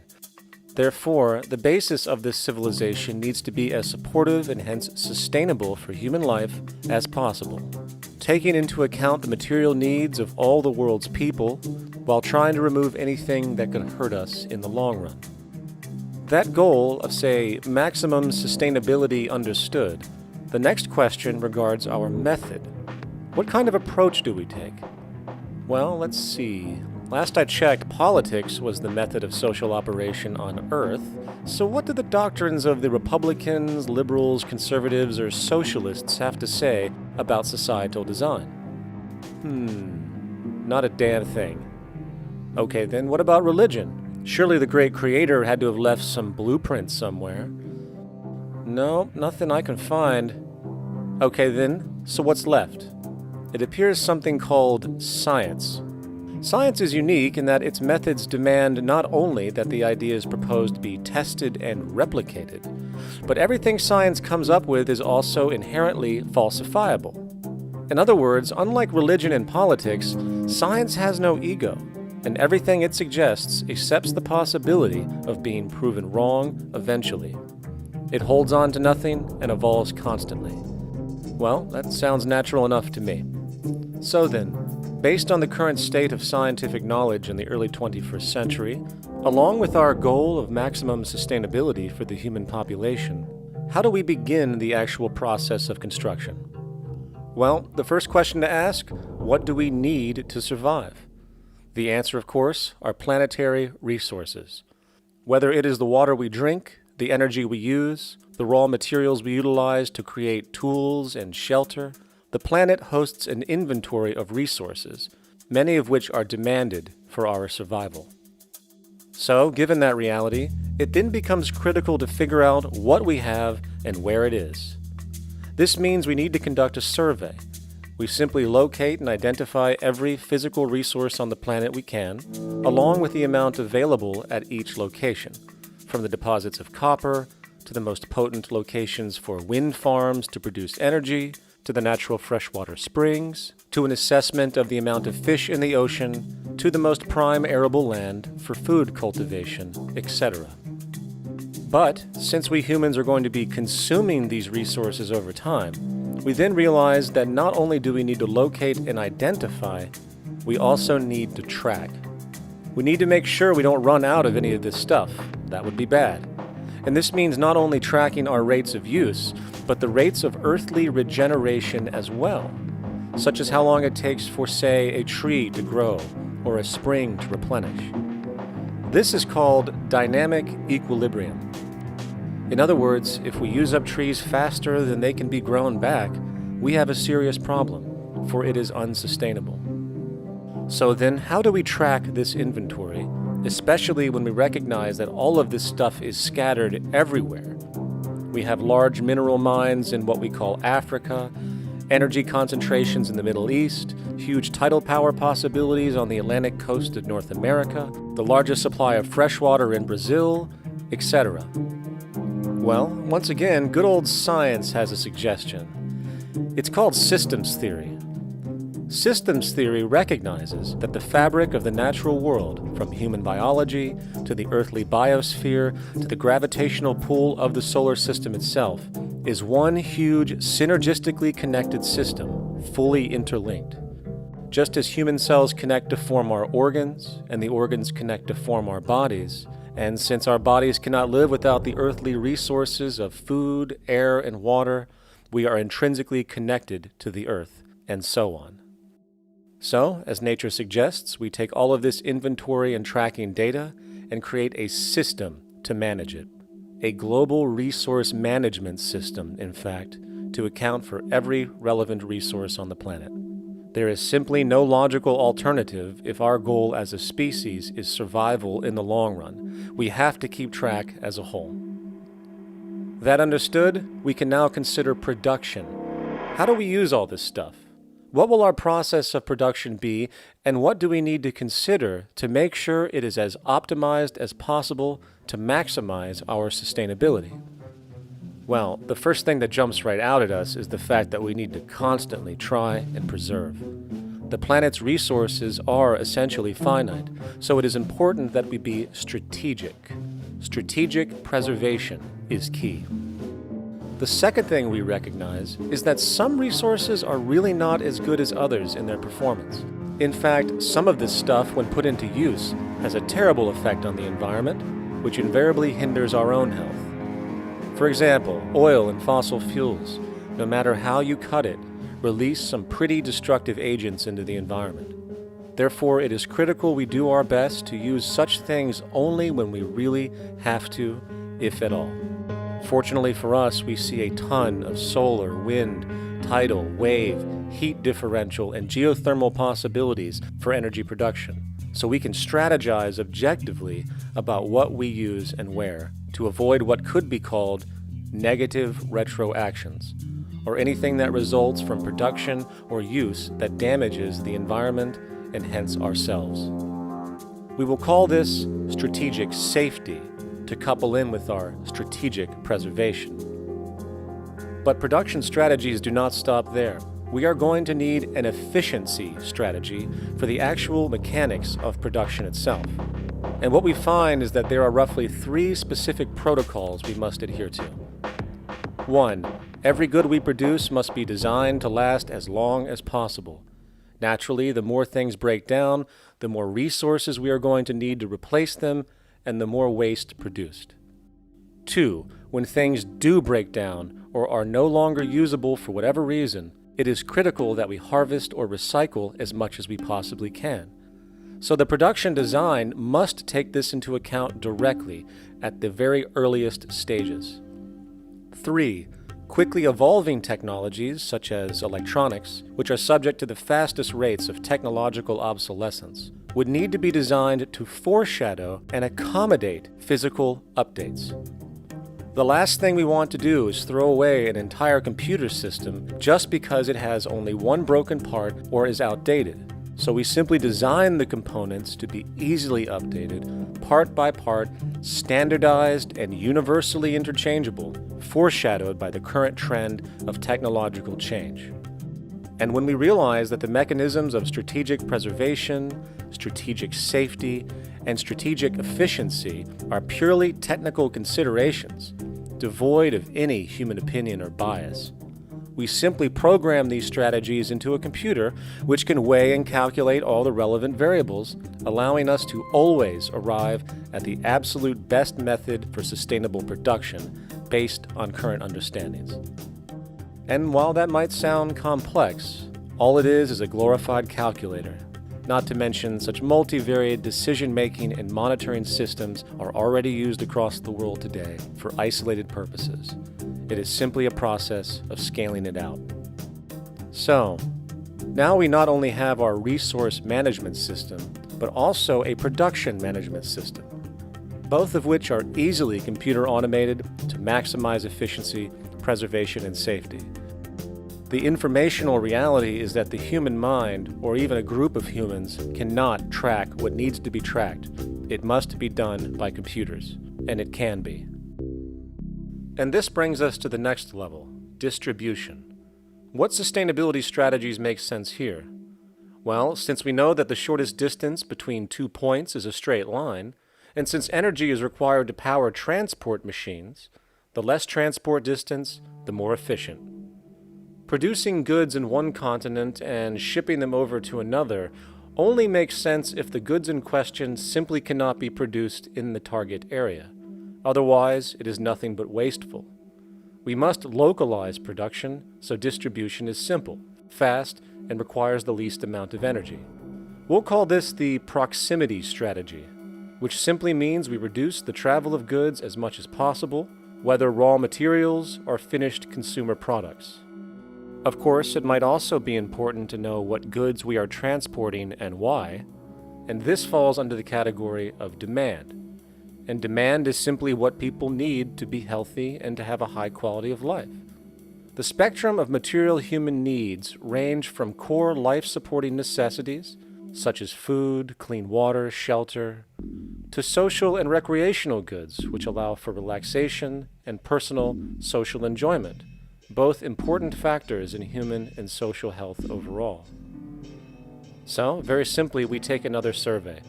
People describe their needs. Demand is assessed, and production begins based on that demand. And since the level of demand of different goods will naturally fluctuate and change around different regions, we need to create a demand distribution tracking system, so to avoid overruns and shortages. Of course, this idea is old news. It is used in every major store chain today to make sure they keep up with their inventory. Only this time we are tracking on a global scale. But, wait a minute, we really can't fully understand demand if we don't account for the actual usage of the good itself. Is it logical and sustainable for every single human to, say, have one of everything made, regardless of their usage? No. That would be simply wasteful and inefficient. If a person has a need for a good, but that need is only for, say, 45 minutes a day on average, it would be much more efficient if that good was made available to them and to others when needed. Many forget that it isn't the good that they want, it is the purpose of that good. When we realize that the good itself is only as important as its utility, we see that external restriction, or what we might call today ownership, is extremely wasteful and environmentally illogical in a fundamental economic sense. So, we need to devise a strategy called strategic access. This will be the foundation of our demand distribution tracking system, which makes sure we can meet the demand of the population's needs for access of whatever they need when they need it. And as far as physically obtaining the goods, centralized and regional access centers all make sense for the most part, placed in close proximity to the population, and a person would simply come in, take the item, use it, and when finished, return it when it is no longer needed. Sort of how a library works today. In fact, these centers could not only exist in the community in the way we see local stores today, but specialized access centers would exist in specific areas where often certain goods are utilized, saving more energy with less repeat transport. And once this demand tracking system is in order, it is tied into our production management system, and of course into our resource management system, hence creating a unified, dynamically updating, global economic management machine that simply makes sure we remain sustainable, starting with securing the integrity of our finite resources, moving to make sure we only create the best, most strategic goods possible, while distributing everything in the most intelligent and efficient way. And the unique result of this preservation-based approach, which is intuitively counter to many, is that this logical, ground-up, empirical process of preservation and efficiency, which can only define true human sustainability on this planet, would likely enable something never before seen in human history. Access abundance, not just for a percentage of the global population, but the entire civilization. This economic model, as was just generalized, this responsible systems approach to total Earth resource management and processes, designed again to do nothing less than take care of humanity as a whole in the most efficient and sustainable way, could be termed a resource-based economy. The idea was defined in the 1970s by structural engineer Jacques Fresco. He understood back then that society was on a collision course with nature and itself, unsustainable on every level. And if things didn't change, we would destroy ourselves one way or another. Are all these things you're saying, Jacques, could they be built with what we know today, or are some of these things, are you guessing based on what we know today? No. All of these things can be built with what we know today. It would take 10 years to change the surface of the earth, to rebuild the world into a second Garden of Eden. The choice lies with you. The stupidity of a nuclear arms race, the development of weapons, trying to solve your problems politically by electing this political party or that political party, that all politics is immersed in corruption. Let me say it again. Communism, socialism, fascism, the Democrats, the liberals, we want to absorb human beings. All organizations that believe in a better life for man, there are no Negro problems or Polish problems or Jewish problems or Greek problems or women's problems. They're human problems. I'm not afraid of anybody. I don't work for anyone. No one can discharge me. I have no boss. I am afraid to live in the society we live in today. Our society cannot be maintained by this type of incompetency. It was great, the free enterprise system, about 35 years ago. That was the last of its usefulness. Now we've got to change our way of thinking or perish. The horror movies of the future will be our society, the way it didn't work. And politics would be part of a horror movie. Lots of people today use the term cold science because they're analytical. And they don't even know what analytical means. Science means closer approximations of the way the world really works. So it's telling the truth, is what it is. A scientist doesn't try to get along with people. They tell them what their findings are. They have to question all things.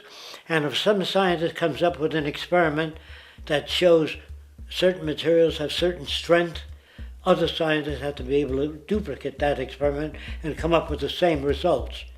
Even if a scientist feels that an airplane wing, due to mathematics or calculations, can hold up a given amount of weight, they still pile sandbags on it to see when it breaks. And they say, you know, my calculations are right, or they're not correct. I love that system because it's free of bias and free of thinking that math can solve all the problems. You have to put your math to test also. I think that every system that can be put to test should be put to test. And that all decisions should be based upon research. A resource-based economy is simply the scientific method applied to social concern, an approach utterly absent in the world today. Society is a technical invention, and the most efficient methods of optimized human health, physical production, distribution, city infrastructure, and the like reside in the field of science and technology, not politics or monetary economics. It operates in the same systematic way as, say, an airplane, and there is no Republican or liberal way to build an airplane. Likewise, nature itself is the physical referent we use to prove our science, and it is a set system, emerging only from our increased understanding of it. In fact, it has no regard for what you subjectively think or believe to be true. Rather, it gives you an option. You can learn and fall in line with its natural laws and conduct yourself accordingly, invariably creating good health and sustainability, or you can go against the current to no avail. It doesn't matter how much you believe you can just stand up right now and walk on the wall next to you. The law of gravity will not allow it. If you do not eat, you will die. If you are not touched as an infant, you will die. As harsh as it may sound, nature is a dictatorship, and we can either listen to it and come in harmony with it, or suffer the inevitable adverse consequences. So, a resource-based economy is nothing more than a set of proven, life-supporting understandings where all decisions are based upon optimized human and environmental sustainability. It takes into account the empirical life ground, which every human being shares as a need, regardless, again, of their political or religious philosophy. There is no cultural relativism to this approach. It isn't a matter of opinion. Human needs are human needs, and having access to the necessities of life, such as clean air, nutritious food, and clean water, along with a positively reinforcing, stable, nurturing, and non-violent environment, is demanded for our mental and physical health, our evolutionary fitness, and hence the species' survival itself.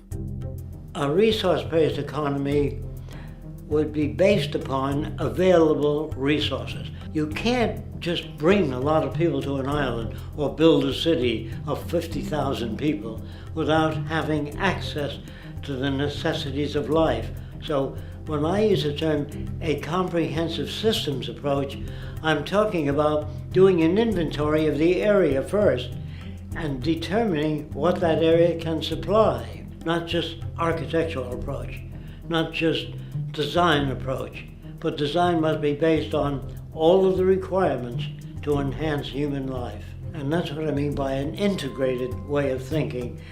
Food, clothing, shelter, warmth, love, all those things are necessary. If you deprive people of any of them, you have a lesser human being, less capable of functioning.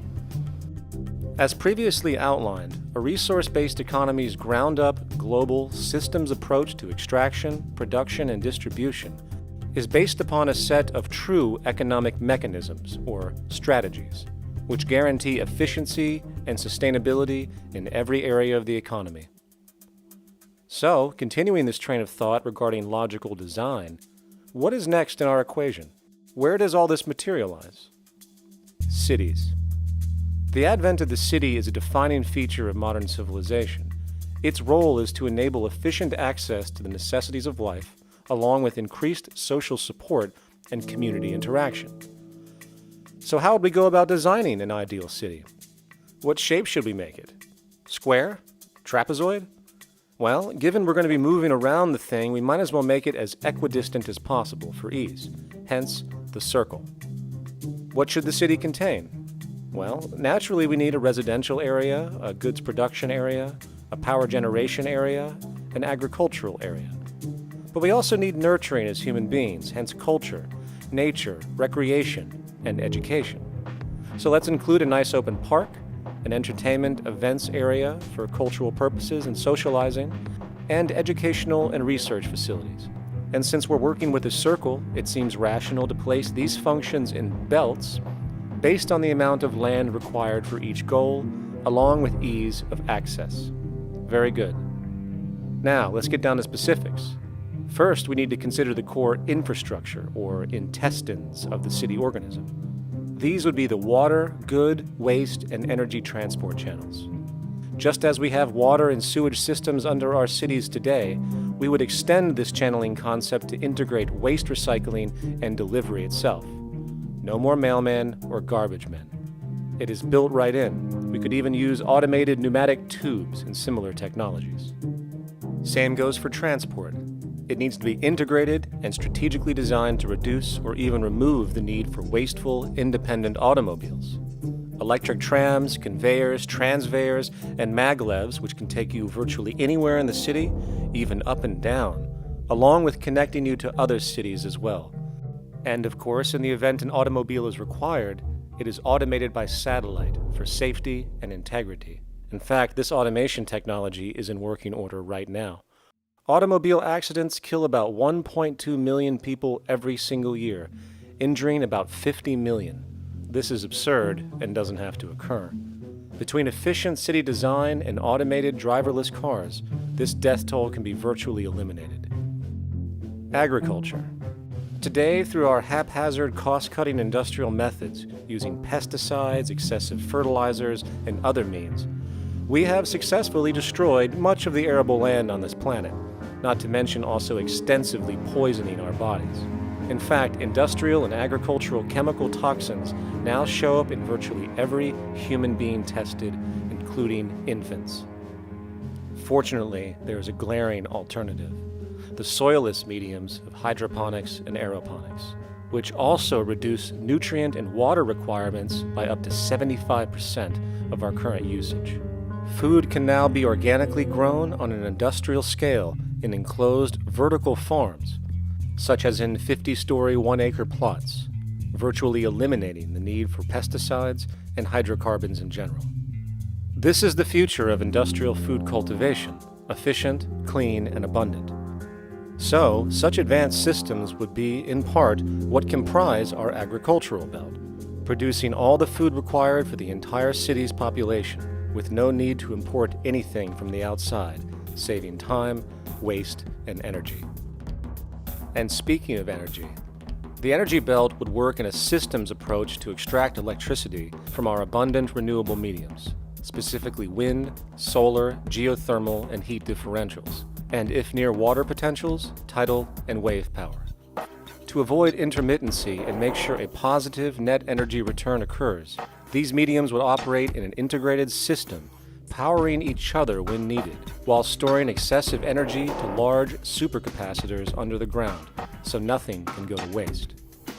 And not only does the city power itself, particular structures will also power independently and generate electricity through photovoltaic paints, structural pressure transducers, the thermocouple effect, and other current but underutilized technologies.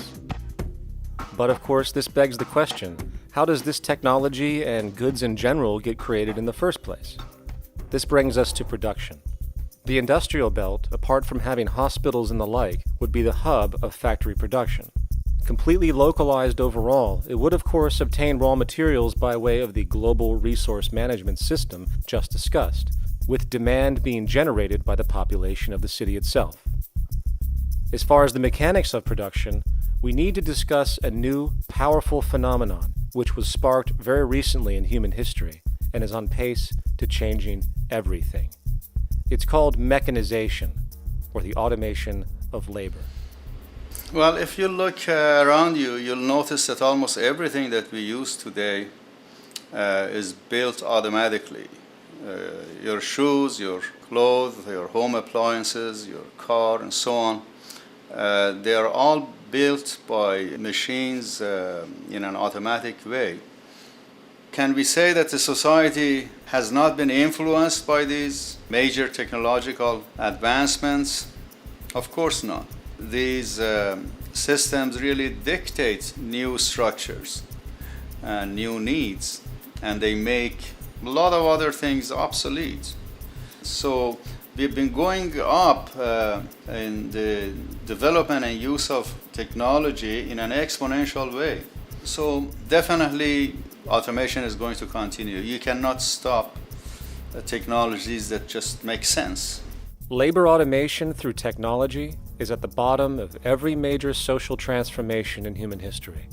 From the agricultural revolution and the invention of the plow, to the industrial revolution and the invention of the powered machine, to the information age we live in now through essentially the invention of advanced electronics and computers. And with regard to advanced production methods today, mechanization is now evolving on its own, moving away from the traditional method of assembling component parts into a configuration into an advanced method of creating entire products in one single process.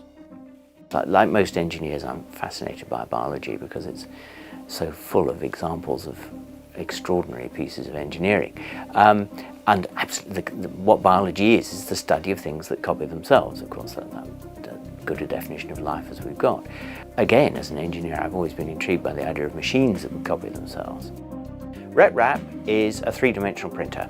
That's to say, it's a printer that you plug into a computer, and instead of making two-dimensional sheets of paper with patterns on, it makes real, physical, three-dimensional objects. Now, there's nothing new about that. 3D printers have been around for about 30 years.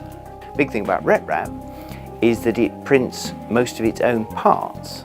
So if you've got one, you can make another one and give it to a friend, as well as being able to print lots of useful things. From the simple printing of basic household goods in your home, to the printing of an entire automobile body in one swoop, advanced automated 3D printing now has the potential to transform virtually every field of production, including home construction. Contour crafting is actually a fabrication technology, the so-called 3D printing, when you directly build a 3D object from a computer model. Using contour crafting, it will be possible to build a 2,000 square foot home entirely by the machine in one day. The reason that people are interested in automating construction is that it really brings a lot of benefits.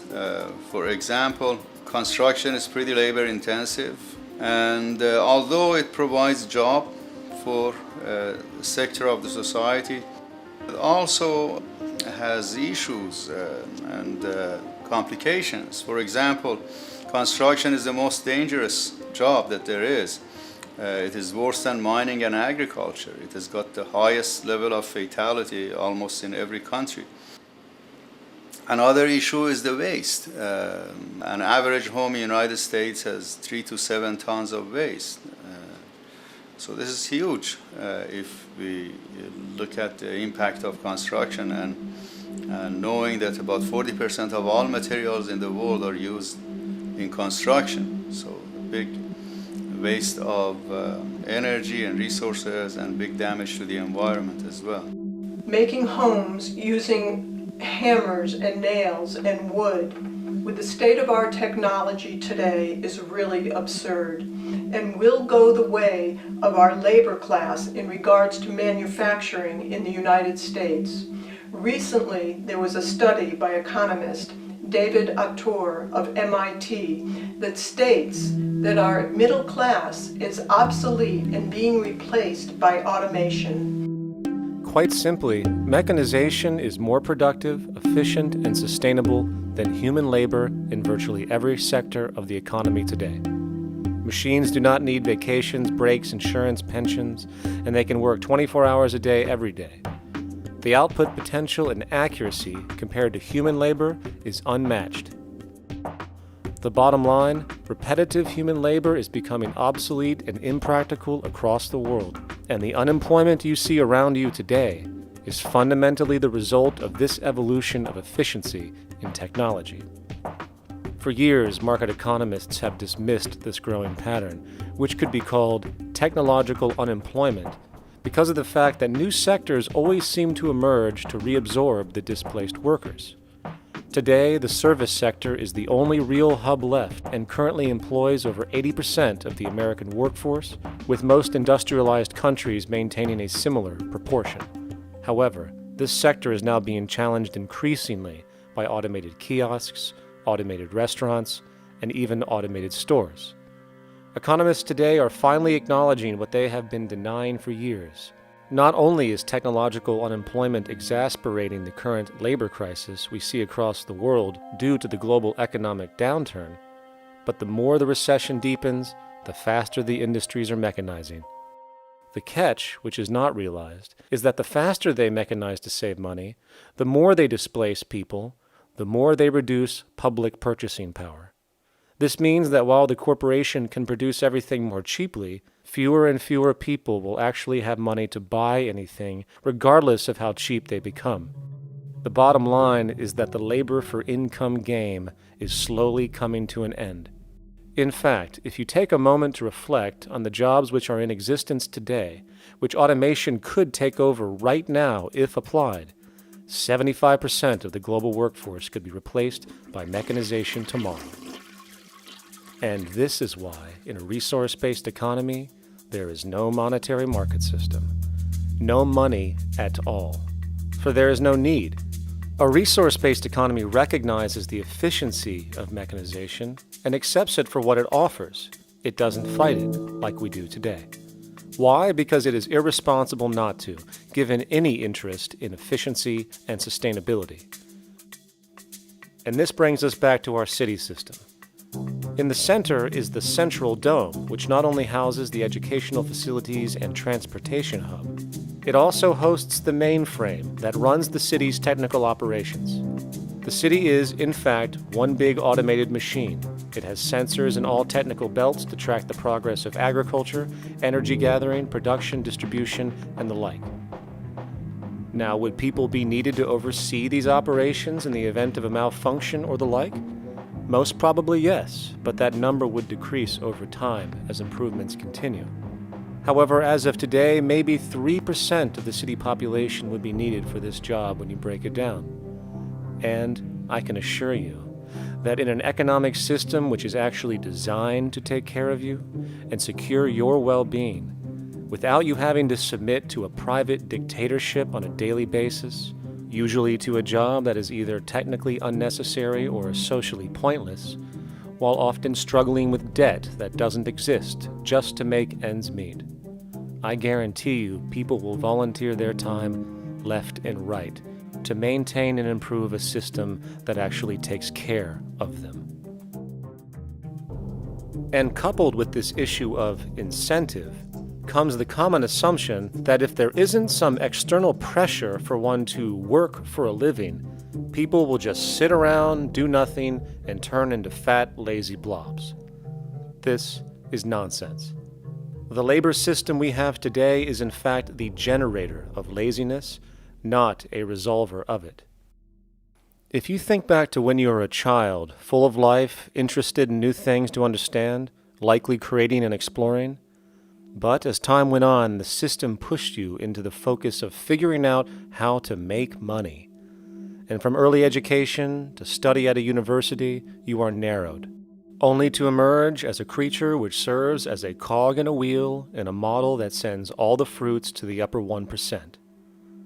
Scientific studies have now shown that people are, in fact, not motivated by monetary reward when it comes to ingenuity and creation. The creation itself is the reward. Money, in fact, appears only to serve as an incentive for repetitive, mundane actions, a role we have just now shown can be replaced by machine. So when it comes to innovation, the actual use of the human mind, the monetary incentive has proven to be a hindrance, interfering and detracting from creative thought. And this might explain why Nikola Tesla, the Wright brothers, and other inventors who contributed massively to our current world never showed a monetary incentive to do so. Money is, in fact, a false incentive and causes 100 times more distortion than it does contribution. Good morning, class. Please settle down. The first thing I would like to do is go around the room and ask what everyone would like to be when they grow up. Who would like to go first? Okay, how about you, Sarah? When I grow up, I want to work at McDonald's like my mom. Oh, family tradition, eh? How about you, Linda? When I grow up, I'm going to be a prostitute on the streets of New York City. Oh, glamour girl, huh? Very ambitious. How about you, Tommy?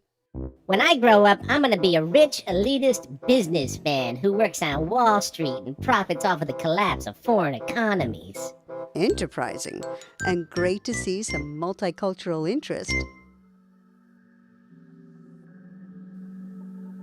As stated before, a resource-based economy applies the scientific method to social concern, and this isn't limited to simply technical efficiency. It also has the consideration of human and social well-being directly and what comprises it. What good is a social system if, in the end, it doesn't produce happiness and peaceful coexistence? So it is important to point out that with the removal of the money system and the necessities of life provided, we would see a global reduction in crime by about 95% almost immediately, for there is nothing to steal, embezzle, scam, or the like. 95% of all people in prisons today are there due to some monetary-related crime or drug abuse, and drug abuse is a disorder, not a crime. So what about the other 5%, the truly violent, often seeming to some as being violent for the sake of being violent? Are they just evil people? The reason that I frankly think it's a waste of time to engage in moral value judgments about people's violence is because it doesn't advance by one iota our understanding of either the causes or the prevention of the violent behavior. People sometimes ask if I believe in forgiving criminals. My answer to that is, no, I don't believe in forgiveness any more than I believe in condemnation. It's only if we as a society can take the same attitude of treating violence as a problem in public health and preventive medicine, rather than as a moral evil, It's only when we make that change in our own attitudes and assumptions and values that we will actually succeed in reducing the level of violence rather than stimulating it, which is what we do now. The more justice you seek, the more hurt you become, because there's no such thing as justice. There is whatever there is out there. That's it. In other words, if people are conditioned to be racist and bigots, if they're brought up in an environment that advocates that, why do you blame the person for it? They're a victim of a subculture. Therefore, they have to be helped. The point is, we have to redesign the environment that produces aberrant behavior. That's the problem, not putting a person in jail. That's why judges, lawyers, freedom of choice, such concepts are dangerous, because it gives you misinformation that the person is bad or that person is a serial killer. Serial killers are made, just like soldiers become serial killers with a machine gun. They become killing machines, but nobody looks at them as murderers or assassins, because that's natural. So we blame people. We say, well, this guy was a Nazi, he tortured Jews. No, he was brought up to torture Jews. Once you accept the fact that people have individual choices and they're free to make those choices, free to make choices means without being influenced. And I can't understand that at all. All of us are influenced in all our choices by the culture we live in, by our parents, and by the values that dominate. So we're influenced. So there can't be free choices. What's the greatest country in the world? The true answer, I haven't been all over the world, and I don't know enough about different cultures to answer that question. I don't know anybody that speaks that way. I say, it's good old USA, the greatest country in the world. There's no survey. Have you been to India? No. Have you been to England? No. Have you been to France? No. What do you make your assumptions on? They can't answer. They get mad at you. They say, well, God damn it, who the hell are you to tell me what to think? You know, don't forget, you're dealing with aberrated people. They're not responsible for their answers. They're victims of culture. That means they've been influenced by their culture.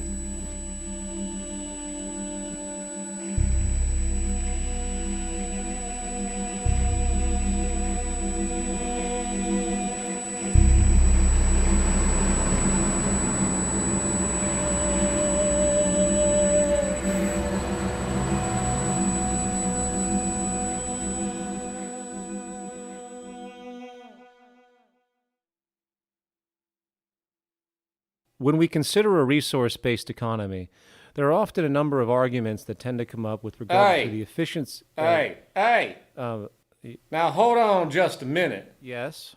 I know what this is. This is called Marxism, buddy. Stalin killed 800 billion people because of ideas like this. My father died in the gulag. Hold on. Communist, fascist. You don't like America, you should just leave. All right, everybody just calm down. Death to the New World Order. Death to the New World Order. And as the irrationality of the audience grew, shocked and confused, suddenly the narrator suffered a fatal heart attack. And the seemingly communist propaganda film was no more.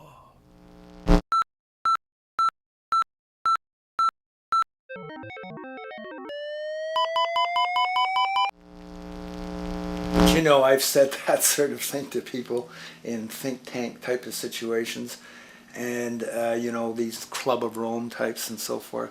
Marxist. What Marxist? Where did that come from? You know, they got this icon they hold on to as their holy grail, and it's such an easy one, you know. People ask if I'm a socialist or a communist or a capitalist, and I say I'm none of the above. And why do you think that those are the only options? All of those political constructs were created by writers who assumed that we lived on a planet of infinite resources. Not a one of those political philosophies even contemplates that there might be a shortage of anything. I believe that communism, socialism, free enterprise, fascism are part of social evolution, that you can't take a giant step from one culture to another But they're in-between systems. Before there's any ism, we've got a life ground, and the life ground is, as I just described most easily, it's all the conditions required to take your next breath, and that involves the air you breathe, the water you get, the safety you have, the education you can access, all these things that we share and use and that no life in any culture can do without. So we've got to reset down to the life ground, and the life ground is no longer any ism. It's life value analysis. It's simply a matter of historical fact that the dominant intellectual culture of any particular society reflects the interests of the dominant group in that society. In a slave-owning society, the beliefs about human beings and human rights and so on will reflect the needs of the slave owners. In a society which again is based on the power of certain people to control and profit from the lives and work of millions of others, the dominant intellectual culture will reflect the needs of the dominant group. And so that if you look across the board, the ideas that pervade psychology and sociology and history and political economy and political science fundamentally reflect certain elite interests. And the academics who question that too much tend to get shunted to the side or to be seen as sort of radicals. The dominant values of a culture tend to support and perpetuate what is rewarded by that culture. And in a society where success and status is measured by material wealth, not social contribution, it is easy to see why the state of the world is what it is today.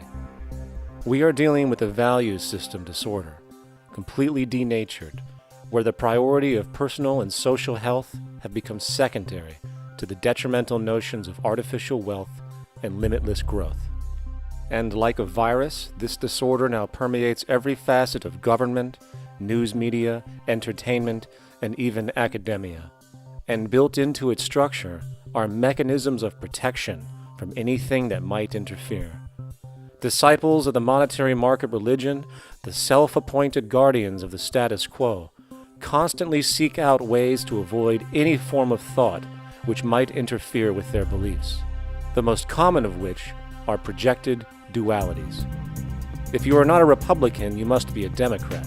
If you are not a Christian, you might be a Satanist. And if you feel society can be greatly improved to consider perhaps, taking care of everyone, you're just a utopianist. And the most insidious of them all, if you are not for the free market, you must be against freedom itself. I'm a believer in freedom.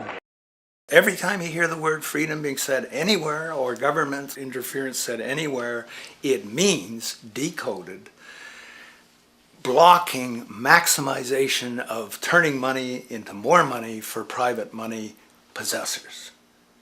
That's it. Every other thing they'll say, oh, we need more commodities for people, oh, this is freedom against tyranny and so forth. Every time you see it, you can decode it down to that. And I think you'll find a one-to-one correlation with every time they use it. And this is a sense in which we might call it's a syntax, a governing syntax of understanding and of value, so that it governs beneath their own recognition of it. So they may not say, oh, I didn't mean that at all, but in fact, that's what they do. Just like you may speak a grammar, and you have rules of grammar you follow without recognizing what the rules are. And so what we have is what I call the ruling value syntax that underlies this. So every time they use these words, government interference, lack of freedom, or progress, or development, you can decode them all to come back to mean that. Of course, when you hear the word freedom, it tends to be in the same sentence with something called democracy. It's fascinating how people today seem to believe that they actually have a relevant influence on what their government does, forgetting that the very nature of our system offers everything for sale. The only vote that counts is the monetary vote, and it doesn't matter how much any activist yells about ethics or accountability. In a market system, every politician, every legislation, and hence every government is for sale. And even with the $20 trillion bank bailout starting in 2007, an amount of money which could have changed, say, the global energy infrastructure to fully renewable methods, instead going to a series of institutions that literally do nothing to help society, institutions that could be removed tomorrow with no recourse. The blind conditioning that politics and politicians exist for the public well-being still continues. The fact is, politics is a business, no different than any other in a market system, and they care about their self-interest before anything else. I don't really, honestly, deep down believe in political action. I think the system contracts and expands as it wants to. It accommodates these changes. I think the civil rights movement was an accommodation on the part of those who own the country. I think they see where their self-interest lies. They see a certain amount of freedom seems good, an illusion of liberty. Give these people a voting day every year so that they'll have the illusion of meaningless choice. Meaningless choice that we go like slaves and say, "Oh, I voted." The limits of debate in this country are established before the debate even begins, and everyone else is marginalized. They're made to seem either to be communists or some sort of disloyal person, a kook, there's a word, and now it's conspiracy. Say, they've made that something that should not be even entertained for a minute, that powerful people might get together and have a plan. Doesn't happen. You're a kook. You're a conspiracy buff. And of all the mechanisms of defense of this system, there are two that repeatedly come up. The first is this idea that the system has been the cause of the material progress we have seen on this planet. Well, no. There are basically two root causes which have created the increased so-called wealth and population growth we see today. One, the exponential advancement of production technology, hence scientific ingenuity. And two, the initial discovery of abundant hydrocarbon energy, which is currently the foundation of the entire socioeconomic system. The free market, capitalist, monetary market system, whatever you want to call it, has done nothing but ride the wave of these advents with a distorted incentive system and a haphazard, grossly unequal method of utilizing and distributing those fruits. The second defense is a belligerent social bias generated from years of propaganda, which sees any other social system as a route to so-called tyranny, with various name droppings of Stalin, Mao, Hitler, and the death tolls they generated. Well, as despotic as these men might have been, along with the societal approaches they perpetuated, when it comes to the game of death, when it comes to the systematic daily mass murder of human beings, nothing in history compares to what we have today. Famines throughout at least the last century of our history have not been caused by a lack of food. They've been caused by relative poverty.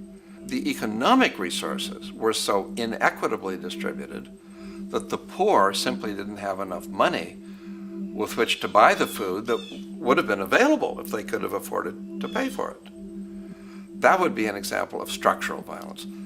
Another example, in Africa and some other areas, but I'll particularly focus on Africa, tens of millions of people are dying of AIDS. Why are they dying? It's not because we don't know how to treat AIDS. We have, millions of people in the wealthy countries are getting along remarkably well because they have the medicines that will treat it. The people in Africa who are dying of AIDS are not dying because of the HIV virus. They're dying because they don't have the money with which to pay for the drugs that would keep them alive. Gandhi saw this. He said the deadliest form of violence is poverty. And that's absolutely right. Poverty kills far more people than all the wars in history, more people than all the murderers in history, more than all the suicides in history. Not only does structural violence kill more people than all the behavioral violence put together, structural violence is also the main cause of behavioral violence.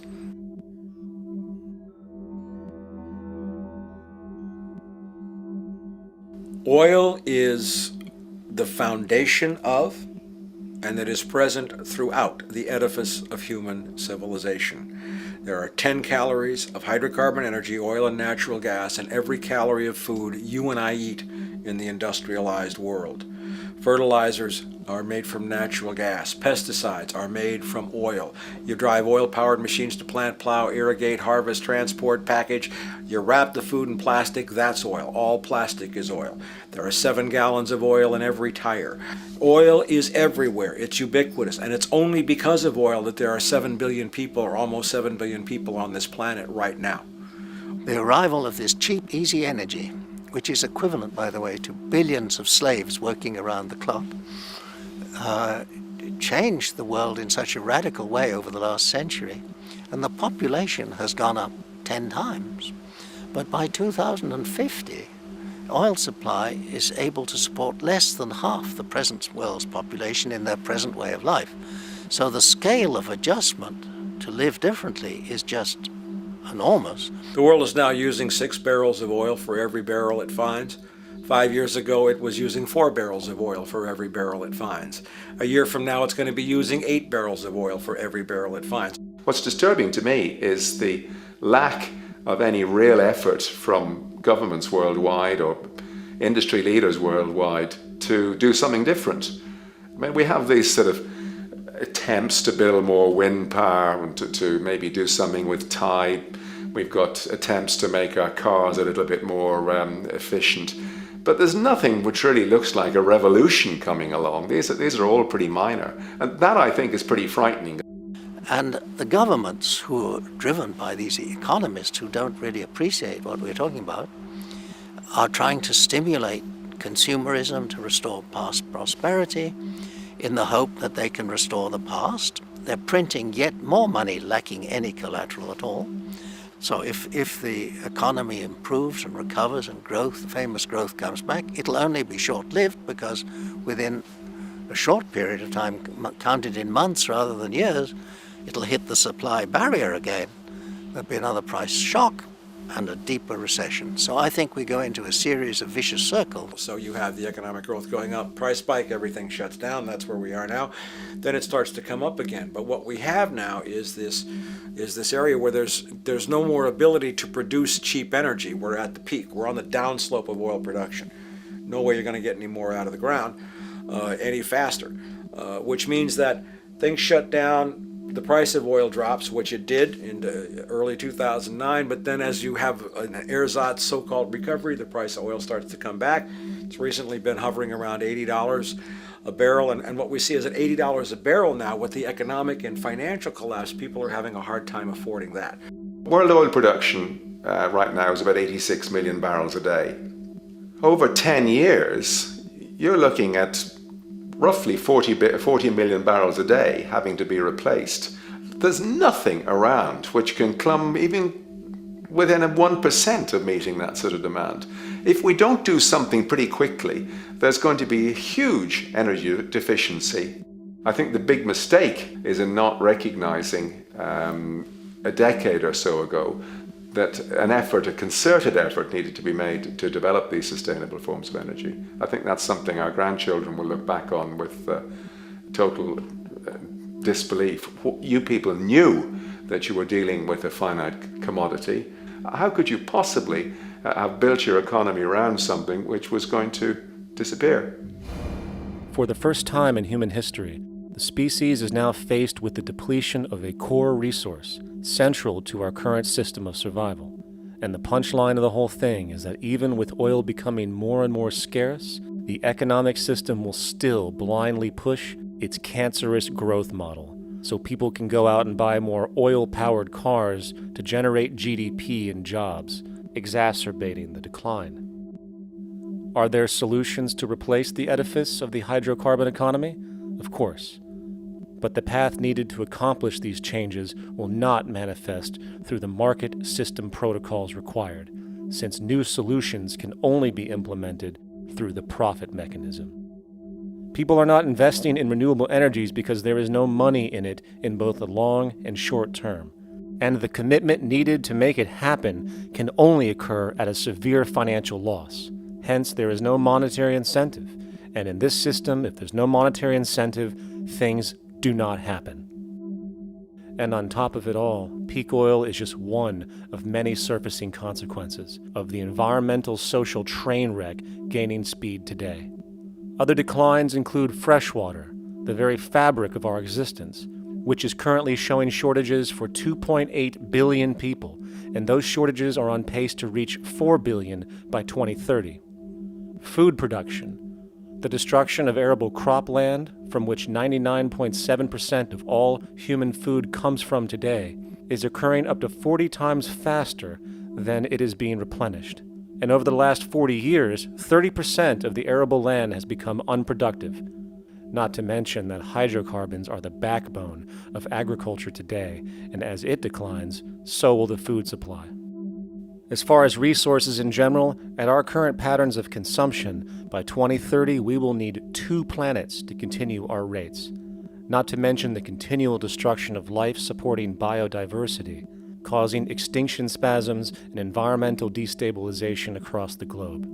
And with all of these declines, we have the near exponential population growth, where by 2030 there might be over 8 billion people on this planet. Energy production alone would need to increase 44% by 2030 to meet such demand. And again, since money is the only initiator of action, are we to expect that any country on the planet is going to be able to afford the massive changes needed to revolutionize agriculture, water processing, energy production, and the like, when the global debt pyramid scheme is slowly shutting the entire world down? Not to mention the fact that the unemployment you currently see is going to become normality due to the nature of technological unemployment.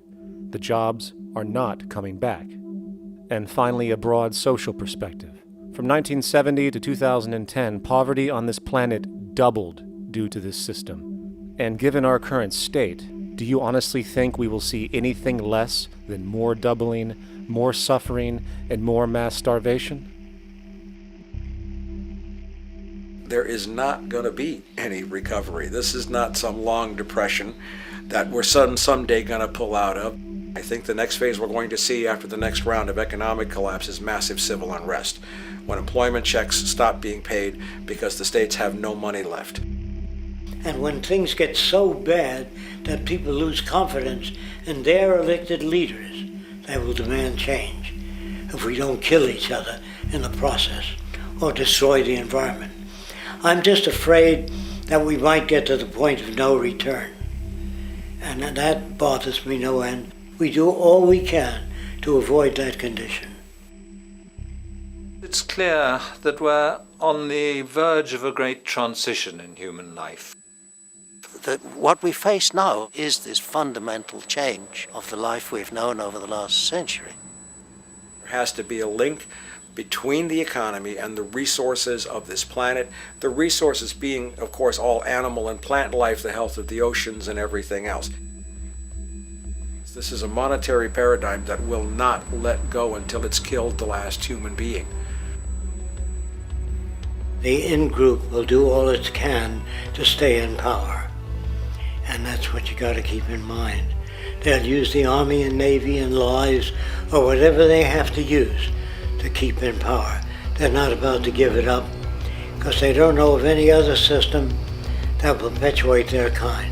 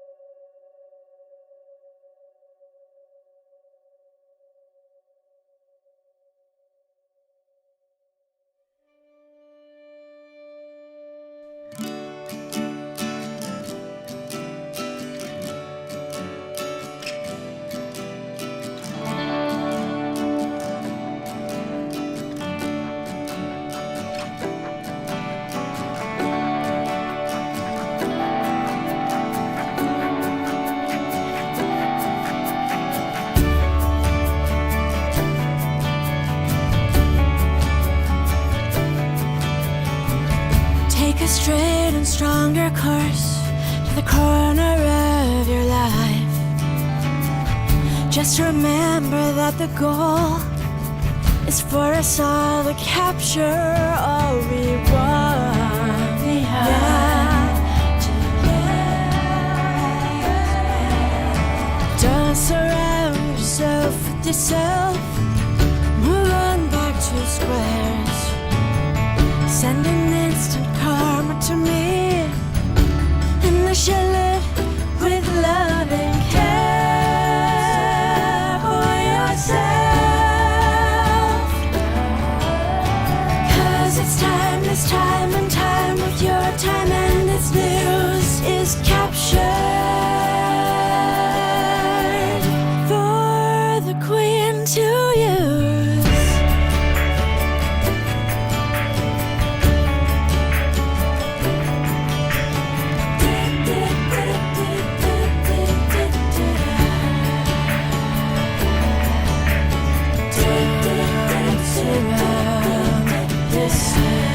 With yourself, surround yourself.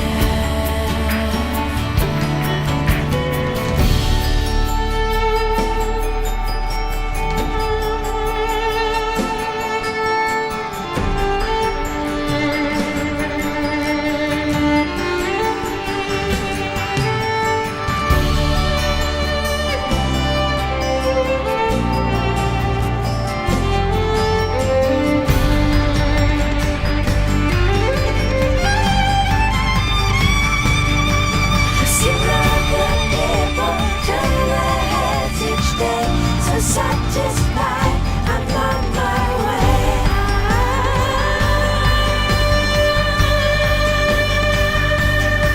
To see other people turn their heads each day. So satisfied, I'm on my way. To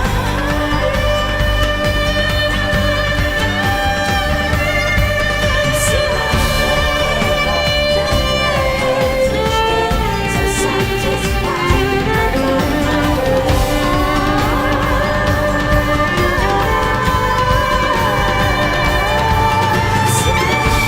people turn their heads each day. So satisfied.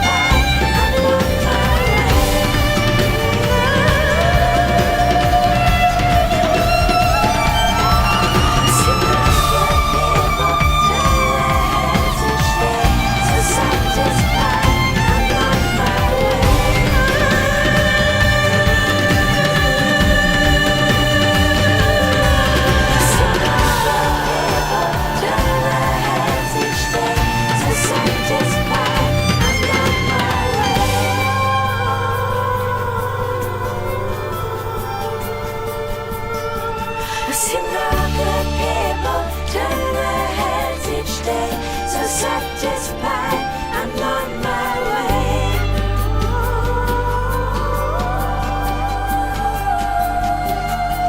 I see no good people turn their heads each day.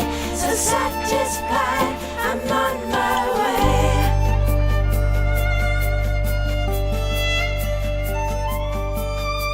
I see no good people turn their heads each day. So satisfied, I'm on my way.